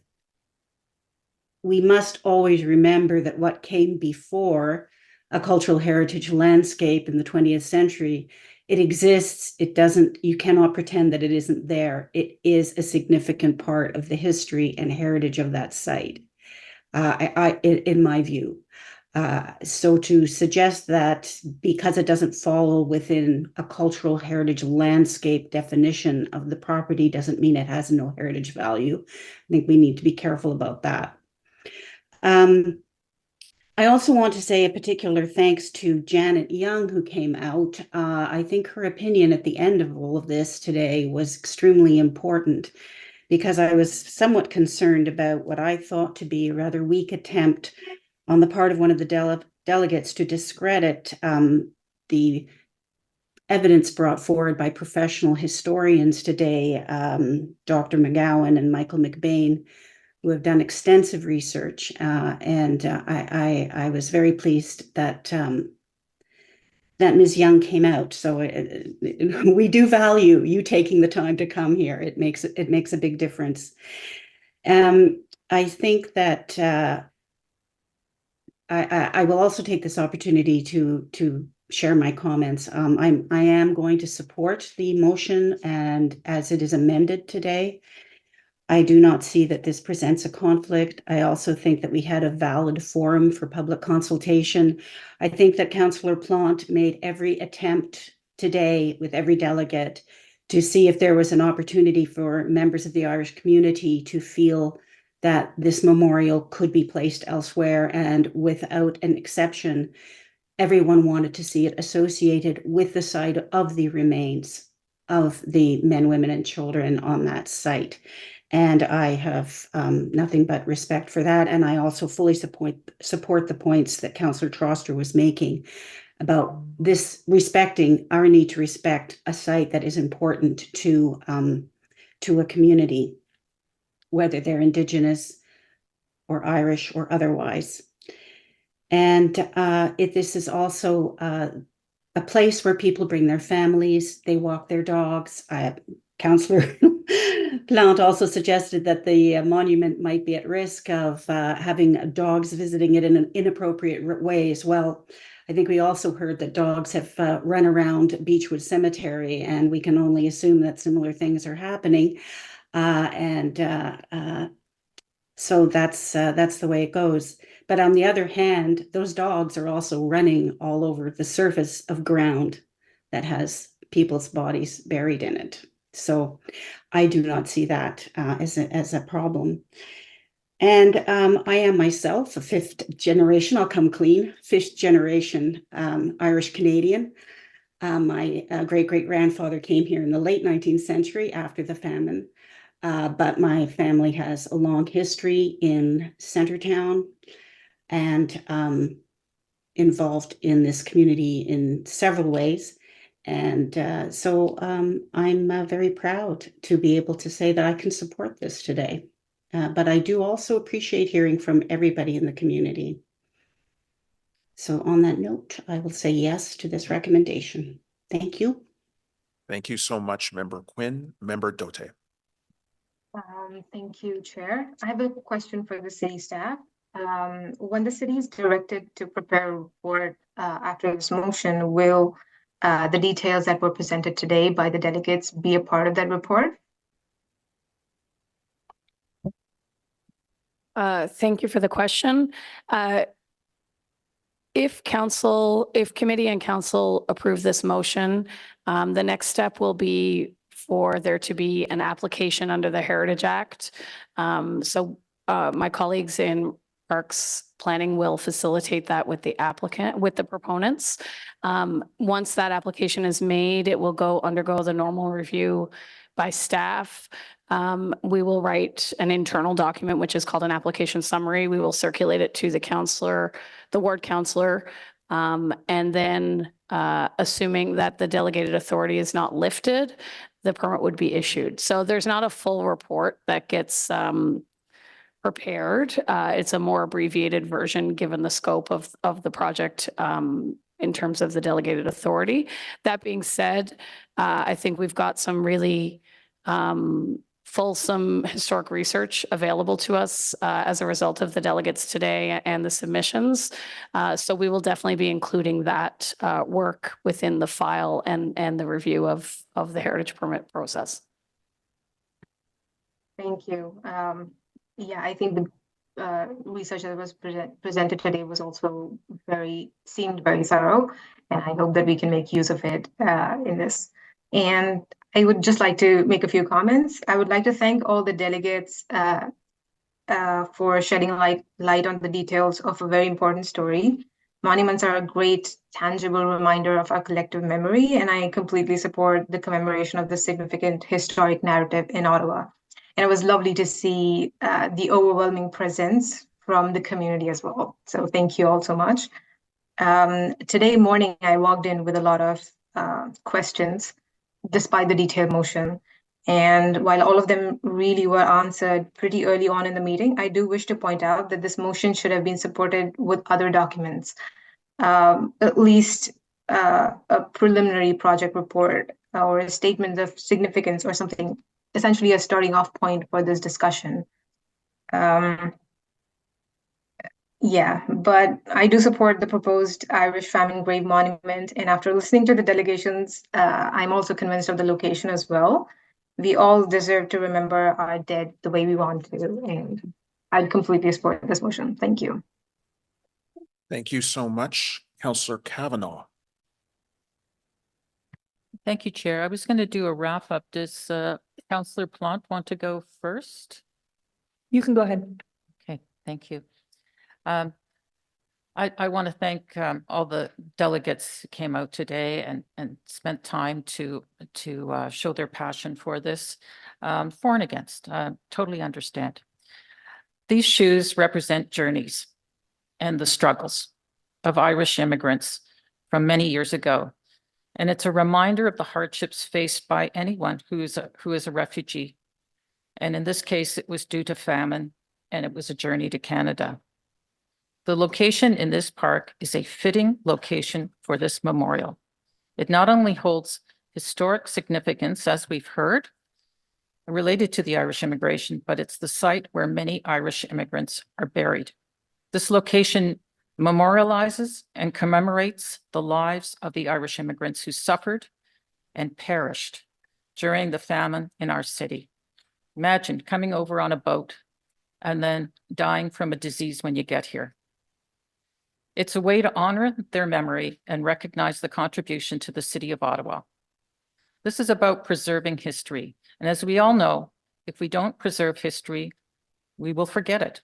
And we don't want to repeat it, that's for sure. Respecting the legacy of those who came before us.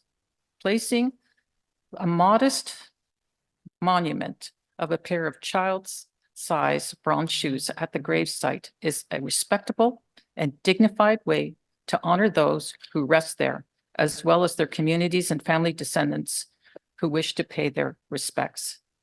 It's a quiet, lovely spot, and I can understand the passion for this park. Importantly, we need to know the other main groups and the people who've reached out to help these Irish immigrants. And that was the Algonquin, the Anishinaabe, the Wendat, and the Haudenosaunee nations of the day. They were never recognized for their compassion at a time when they experiencing terrible injustices themselves. Their role was recently celebrated at a gathering at the Irish Embassy in which Claudette Commanda and a contingent of Algonquin youth from Kittikin-Zibi were honored for that historical act by the Irish ambassador, Eamon McKee. We have been given an opportunity to recognize a part of Ottawa's history that should be remembered in a location of significance. To choose another area would be disrespectful. I want to thank everyone for showing their passion for this motion and appreciate their time, and from the Irish community in particular, and from our historic experts. Thank you so much for your presentations. Thank you. Thank you so much, Councillor Kavanaugh. Vice Chair Plante. Yes, thank you so much. And I especially wanted to recognize the Irish community that made the trip to City Hall today. It was wonderful to see you all in the hall, and I hope to welcome you to Ward 12 sometime soon to visit the monument. We love to have people come downtown. It's a fitting tribute, I think, to the Irish history and the Irish resilience in our community. As you know, we have a lot of commemorations all over that area, whether it be to Bingham, to Annie Putuguk, to Mr. Besserer. We have, if you could just Google any name in our community, and you will know that we are very proud of who has founded the Ottawa area and who has contributed to it. I will be voting for the motion, but I will be voting against the amendment. I feel this would have been a really good opportunity for people to come together to explore options as to where it could be located, but I am fully supportive of having this memorial in Ward 12. I think it's wonderful, and thank you for all the work you've done. Thank you for those comments. And I don't see any other hands raised, so I would like to submit some comments for the record. I'd also like to thank the delegates who have had an opportunity to provide fulsome input to this committee on this scenario. And I also want to thank the community for showing their support for the monument. You know, today we are presented with a unique opportunity to honor and commemorate a chapter often overlooked in our city's rich tapestry. The story of the Irish famine refugees who found their final resting place in McDonald Gardens Park. For too long, the memory of the victims of one of the most harrowing periods in Irish history has remained shrouded in obscurity in our city. But recent revelations brought forward by many research professionals who we've heard from today, Michael McBain, Dr. McGowan, and Janet Young, have brought to light the profound significance of this park, once a graveyard and still a graveyard that holds, among many others, the remains of Irish famine victims. What's more, and I think that Councillor Kavanagh did a wonderful job of really outlining this, we have a greater understanding of the contributions of others during this time, the contribution of Indigenous nations who showed a tremendous amount of compassion and solidarity, offering assistance to those in desperate need, despite enduring injustices themselves. It is definitely high time that we recognize and honor their historic act of kindness. And I know that that was recently done at the Irish ambassador's residence at an event I actually did attend. Many residents today have urged us to consider the importance of this monument. As part of the Canada-Ireland initiative known as the Famine Way Project, small bronze shoes will be placed at various locations, historic locations across our nation.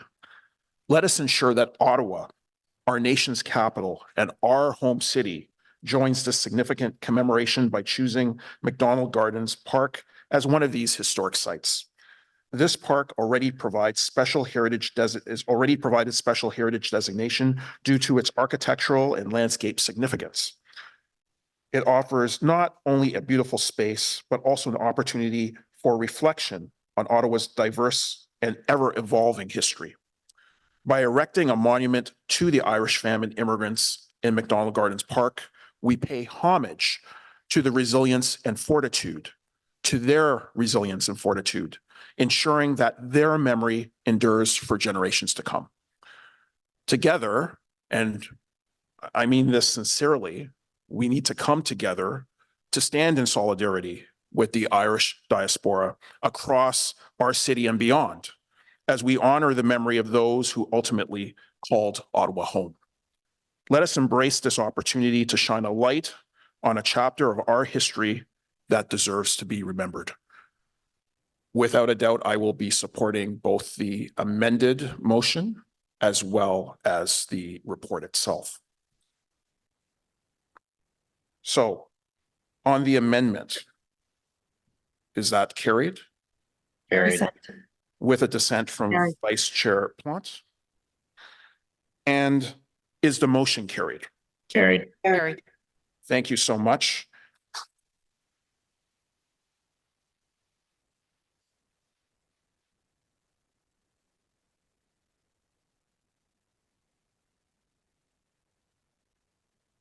Thank you so much. And this report will be submitted to Ottawa City Council on May 15th for consideration.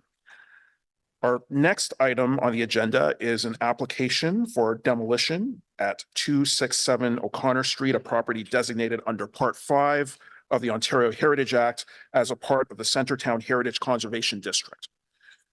Oh, sorry. For members of the public that are exiting the building, I would just like to advise that the elevators of the main City Hall building have limited access. However, there are elevators down the hall here of the Heritage Building, and security is on standby to assist as needed. Thank you. Thank you so much. And so this item will have a presentation.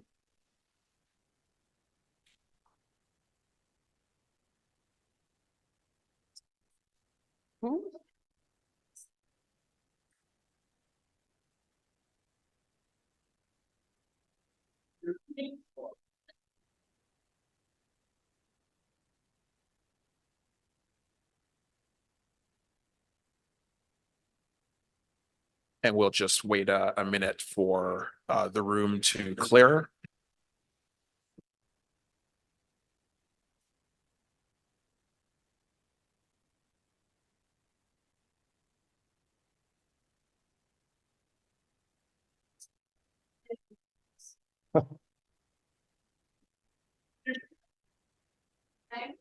And we'll just give it one more minute before we start the presentation.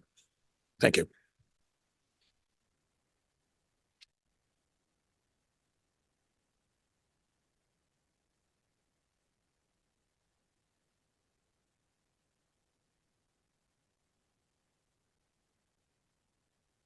And I think we have everybody, and the room is nearly cleared. So I'll have staff begin the presentation. Thank you. Thank you, Chair. Good afternoon.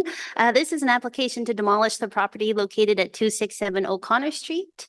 It's designated under Part 5 of the Heritage Act. Next slide, please.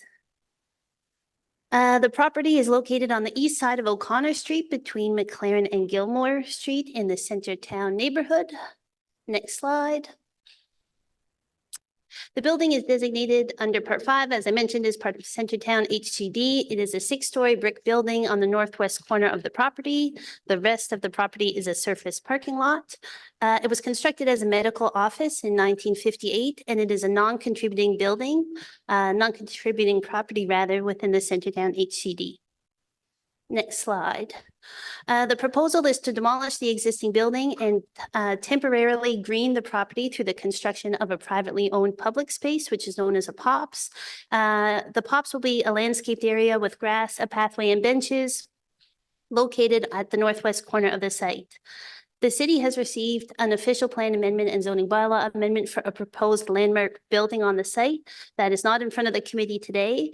The proposed future development on the site will require a heritage permit application and approval from Built Heritage Committee and Council. Next slide. The rationale for heritage approval, like I mentioned, this building is not contributing in the HCD, which means it does not express or reflect the area's heritage character.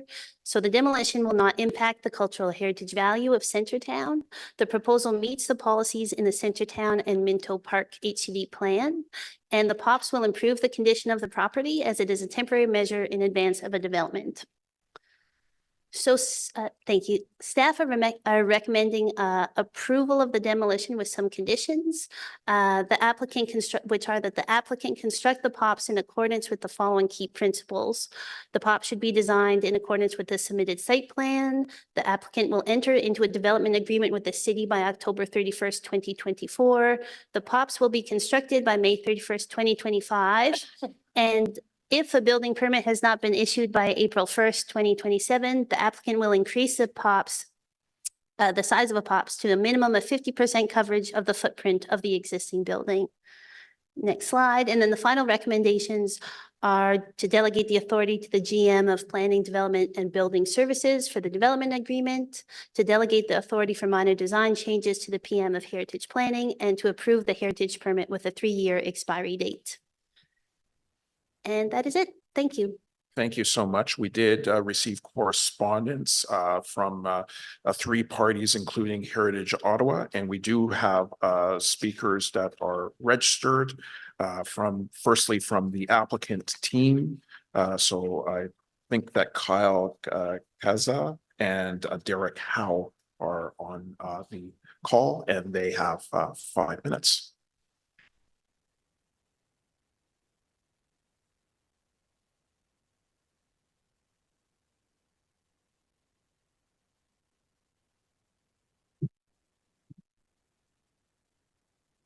Thank you. Okay, good. Okay. Good afternoon. My name is Derek Howe with the Taggart Group of Companies. I am joined online with my colleague Kyle Kaza, Development Manager with Taggart Realty. Thank you, Chairperson, members of the committee, esteemed councilors, and City of Ottawa staff members. I appreciate the opportunity to present our application for the demolition of 267 O'Connor Street. 267 O'Connor Street is a 6-story commercial office building consisting of approximately 50,000 square feet of gross floor area. The structure was built in 2 phases, with the first phase being completed in approximately 1958. First, I'd like to address the pressing need for this demolition. The building in question has reached a point where extensive capital investment and repair are required to keep it operational. After a careful evaluation, it has become evident that demolition is the most practical and economically feasible solution as we move forward. Regarding the heritage zoning, it is important to note that while the building is located within the Centertown Heritage Conservation District, it is classified as a non-contributing heritage resource. Thus, its demolition would not compromise the integrity of the surrounding heritage district. We have worked with heritage planning staff over the past few months to ensure the interim condition between demolition and redevelopment of the site includes modest greenery and has a positive impact in the community. Next slide, please. Secondly, turning to healthcare services, I want to reassure you that Taggart has taken proactive steps over the last several months to relocate all the tenants that currently operate in the building, including physicians. Relocation has been offered to the tenants within the downtown core so they can continue to offer services within a comparable geographical area and minimize disruption to their patient and client base. As a result of this effort, there are currently no physicians left operating within the building, and it is currently projected that the building will be vacant effective October 31st, 2024. Next slide, please. While today's application is for the demolition, looking ahead, Taggart has comprehensive plans for the site's redevelopment. Pending approvals, we intend to design and construct a residential development that aligns with our vision for revitalizing the downtown core and meeting the requirements of the landmark building policy applicable to this site. This development will include provision for affordable housing units to address the community's needs while bringing much-needed residential units to the core. As part of the approvals process currently underway for the redevelopment, the members of this Built Heritage Committee will have an opportunity to comment on the proposed design and its compatibility with the Centertown Heritage Conservation District.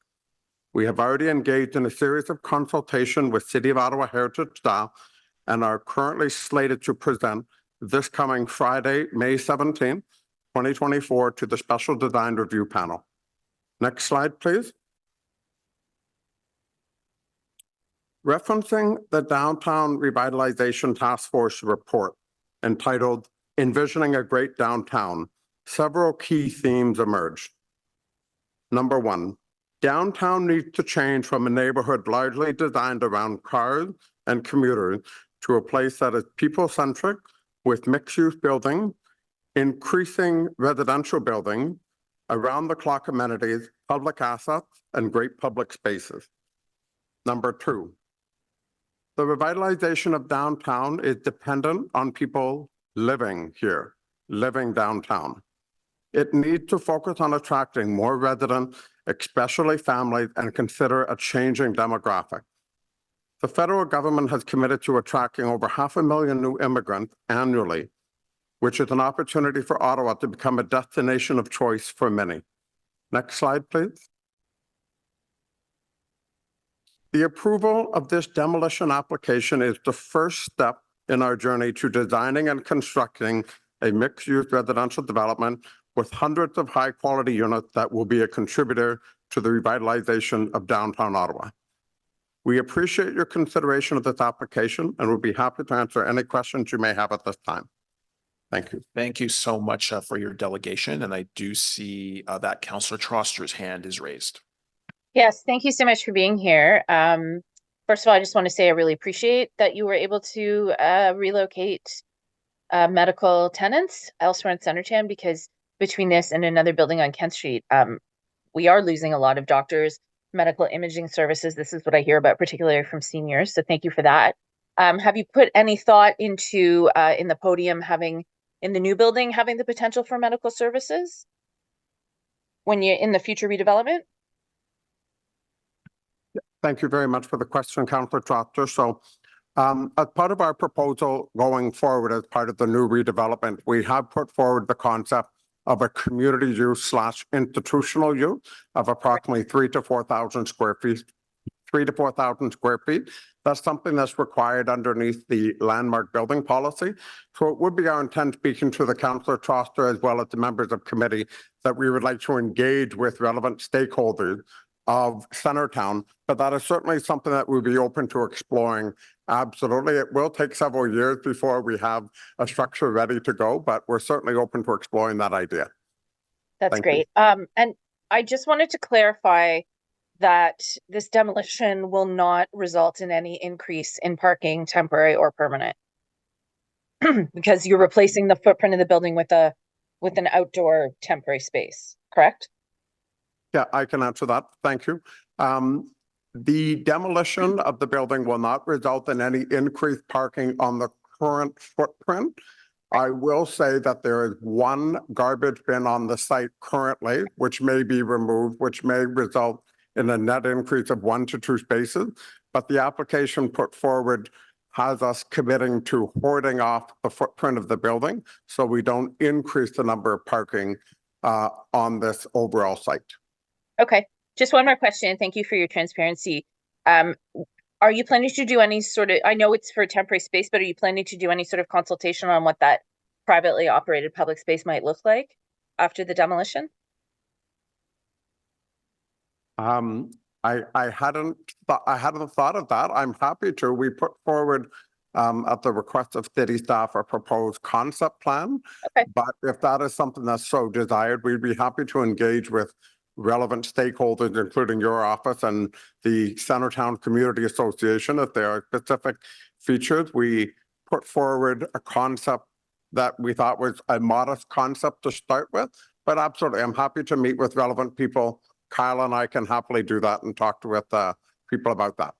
Okay, that sounds great. Yeah, feel free to reach out to my office, even if it's of an informal nature. We're very happy to facilitate that. Thank you very much. Thank you. And you also have a question from Member Quinn. Thank you, Mr. Chair. Thank you for the presentation. I just have a couple of quick questions. Councillor Troster just asked about the footprint of the building, whether any of it would be designated toward parking. You've clarified that. But I just wanted to be clear with you that only a portion of that footprint, looking like maybe a third, is going to become the parquet.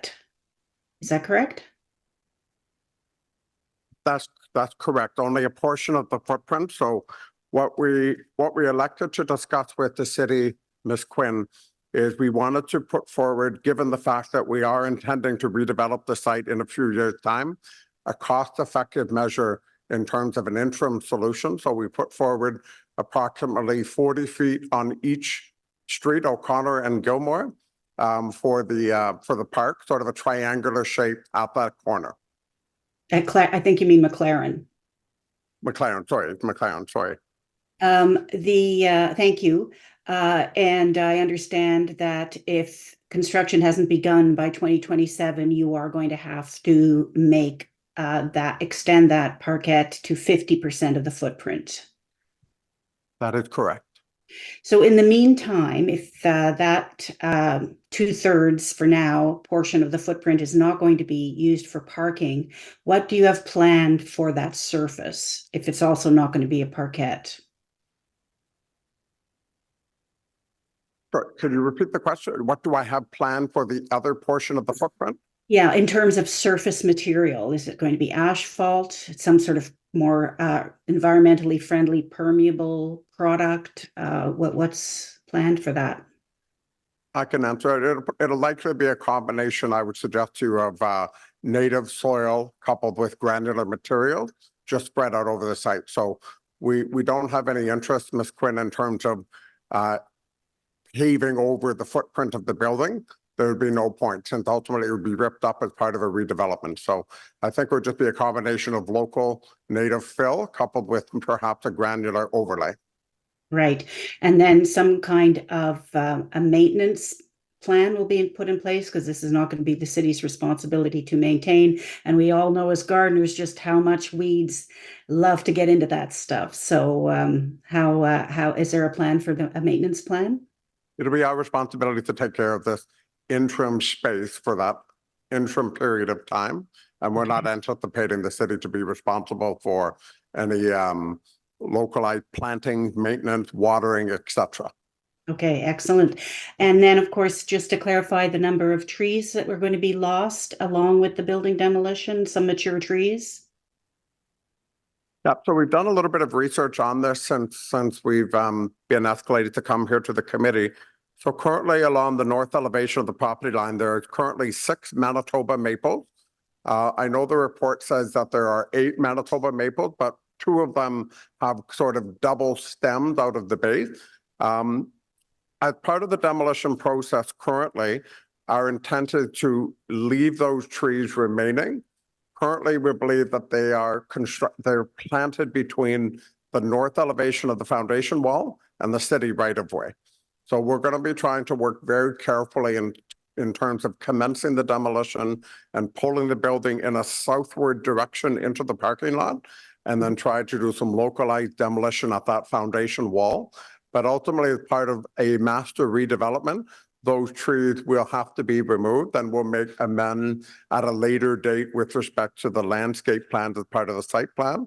I should note that the Manitoba maples, it's our understanding through our consultant, while robust greenery currently are technically classified as an invasive species, and they're not native to the downtown core per se, but we are going to take every means available to saving those trees during that interim period. Okay, thank you for clarifying that. Thank you. Those are my questions. And thank you for your delegation. I don't see any other questions for you, so thank you very much. The next registered speaker is Irwin Dreon, who I believe is online. And you have 5 minutes. Thank you, Chair and members of the committee. My concern is with the prospect of the building being demolished. In my opinion, demolition should always be an absolute last option for any development. The champions of reuse are Anne Lacaton and Jean-Philippe Vassal, 2 French architects who won the Pritzker Prize in Architecture in 2021. And as you may know, the Pritzker Prize is the top world prize in architecture. Their rallying cry is never demolish, never remove, always add, transform, and reuse. As cited on the website of the Pritzker Prize, Lacaton explains, and I quote, "The pre-existing has value if you take the time and effort to look at it carefully. In fact, it's a question of observation, of approaching a place with fresh eyes, attention, and precision to understand the values and the lacks, and to see how we can change the situation while keeping all the values of what is already there," end quote.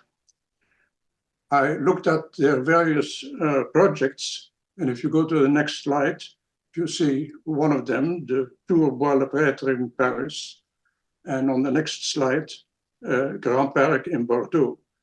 And in my submission, I have provided links where you can explore, and particularly the applicant can explore the great things that they've done with these old buildings. So if you go to the next slide, please. So what their work suggests to me is that there is a way in which the redevelopment of 267 O'Connor could achieve iconic status, which of course they aim to do so under the local plan, namely by transforming the existing building into an example of how the old can be made new again.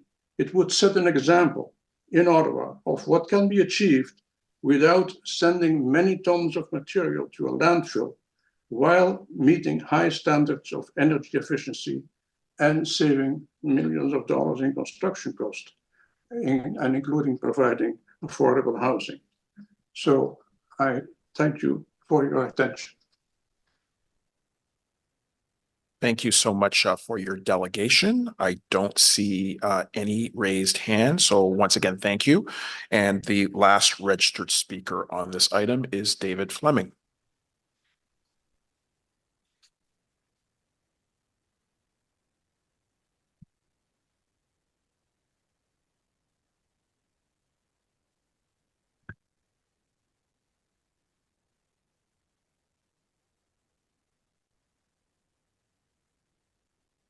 Thank you, Mr. Chairman. Heritage Ottawa shares the view of the Centretown Community Association that the building at 267 O'Connor is a non-contributing structure in the Centretown Heritage Conservation District, and as such, we have no objections to the application for demolition.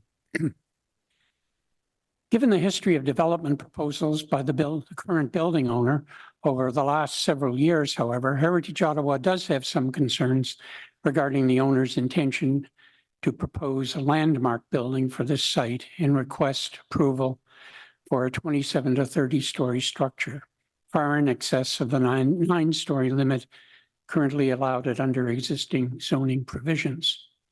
We will, however, work closely with the property owner and the community association to ensure compliance with the spirit and the letter of the city's landmark building policy. The proposal to create a temporary privately owned public space in a small section of the to-be-demolished building footprint is not very impressive.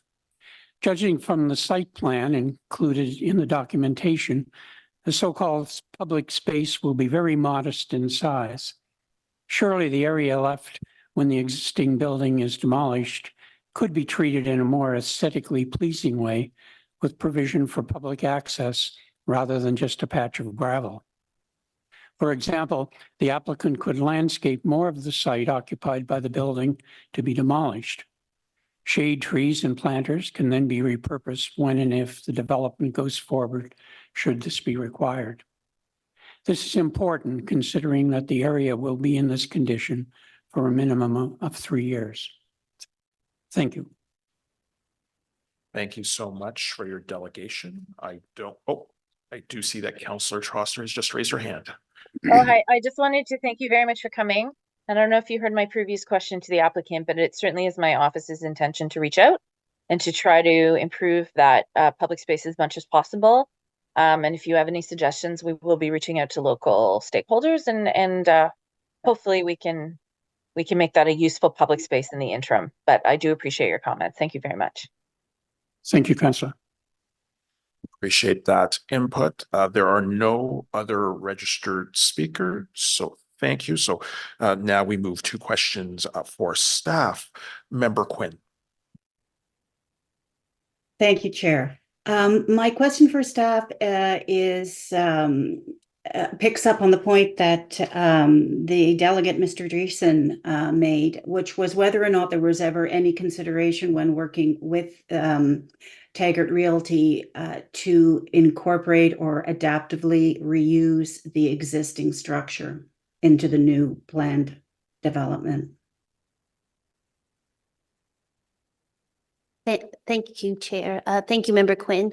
To my knowledge, I don't believe that there was any consideration for retention of the existing building.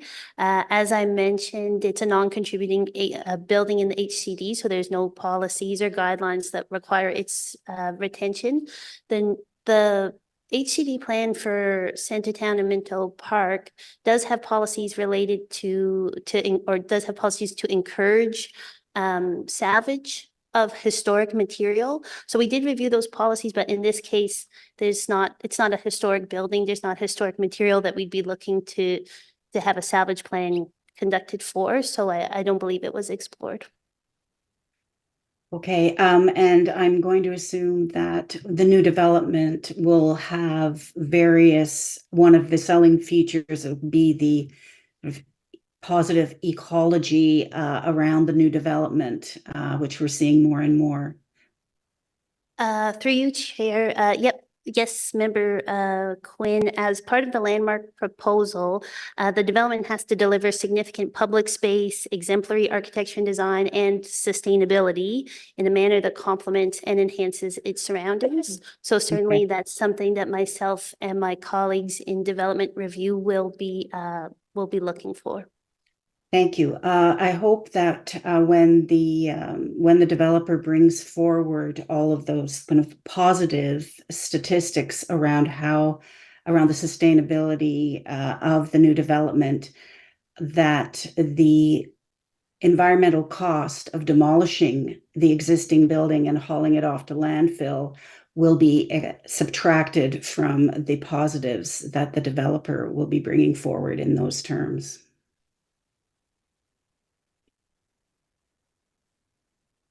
Is that a practice? Through you, Chair. I'm not sure if that's a practice per se, Member Quinn, but it's something I can take away as the staff member working on the file, and I can consider to see how we can include it in the process. That would be great. Thank you very much. I appreciate that, and I think other members of the committee would too. Thanks. Thank you, Member Quinn. Councillor Troster. I apologize. I think my hand was up from before.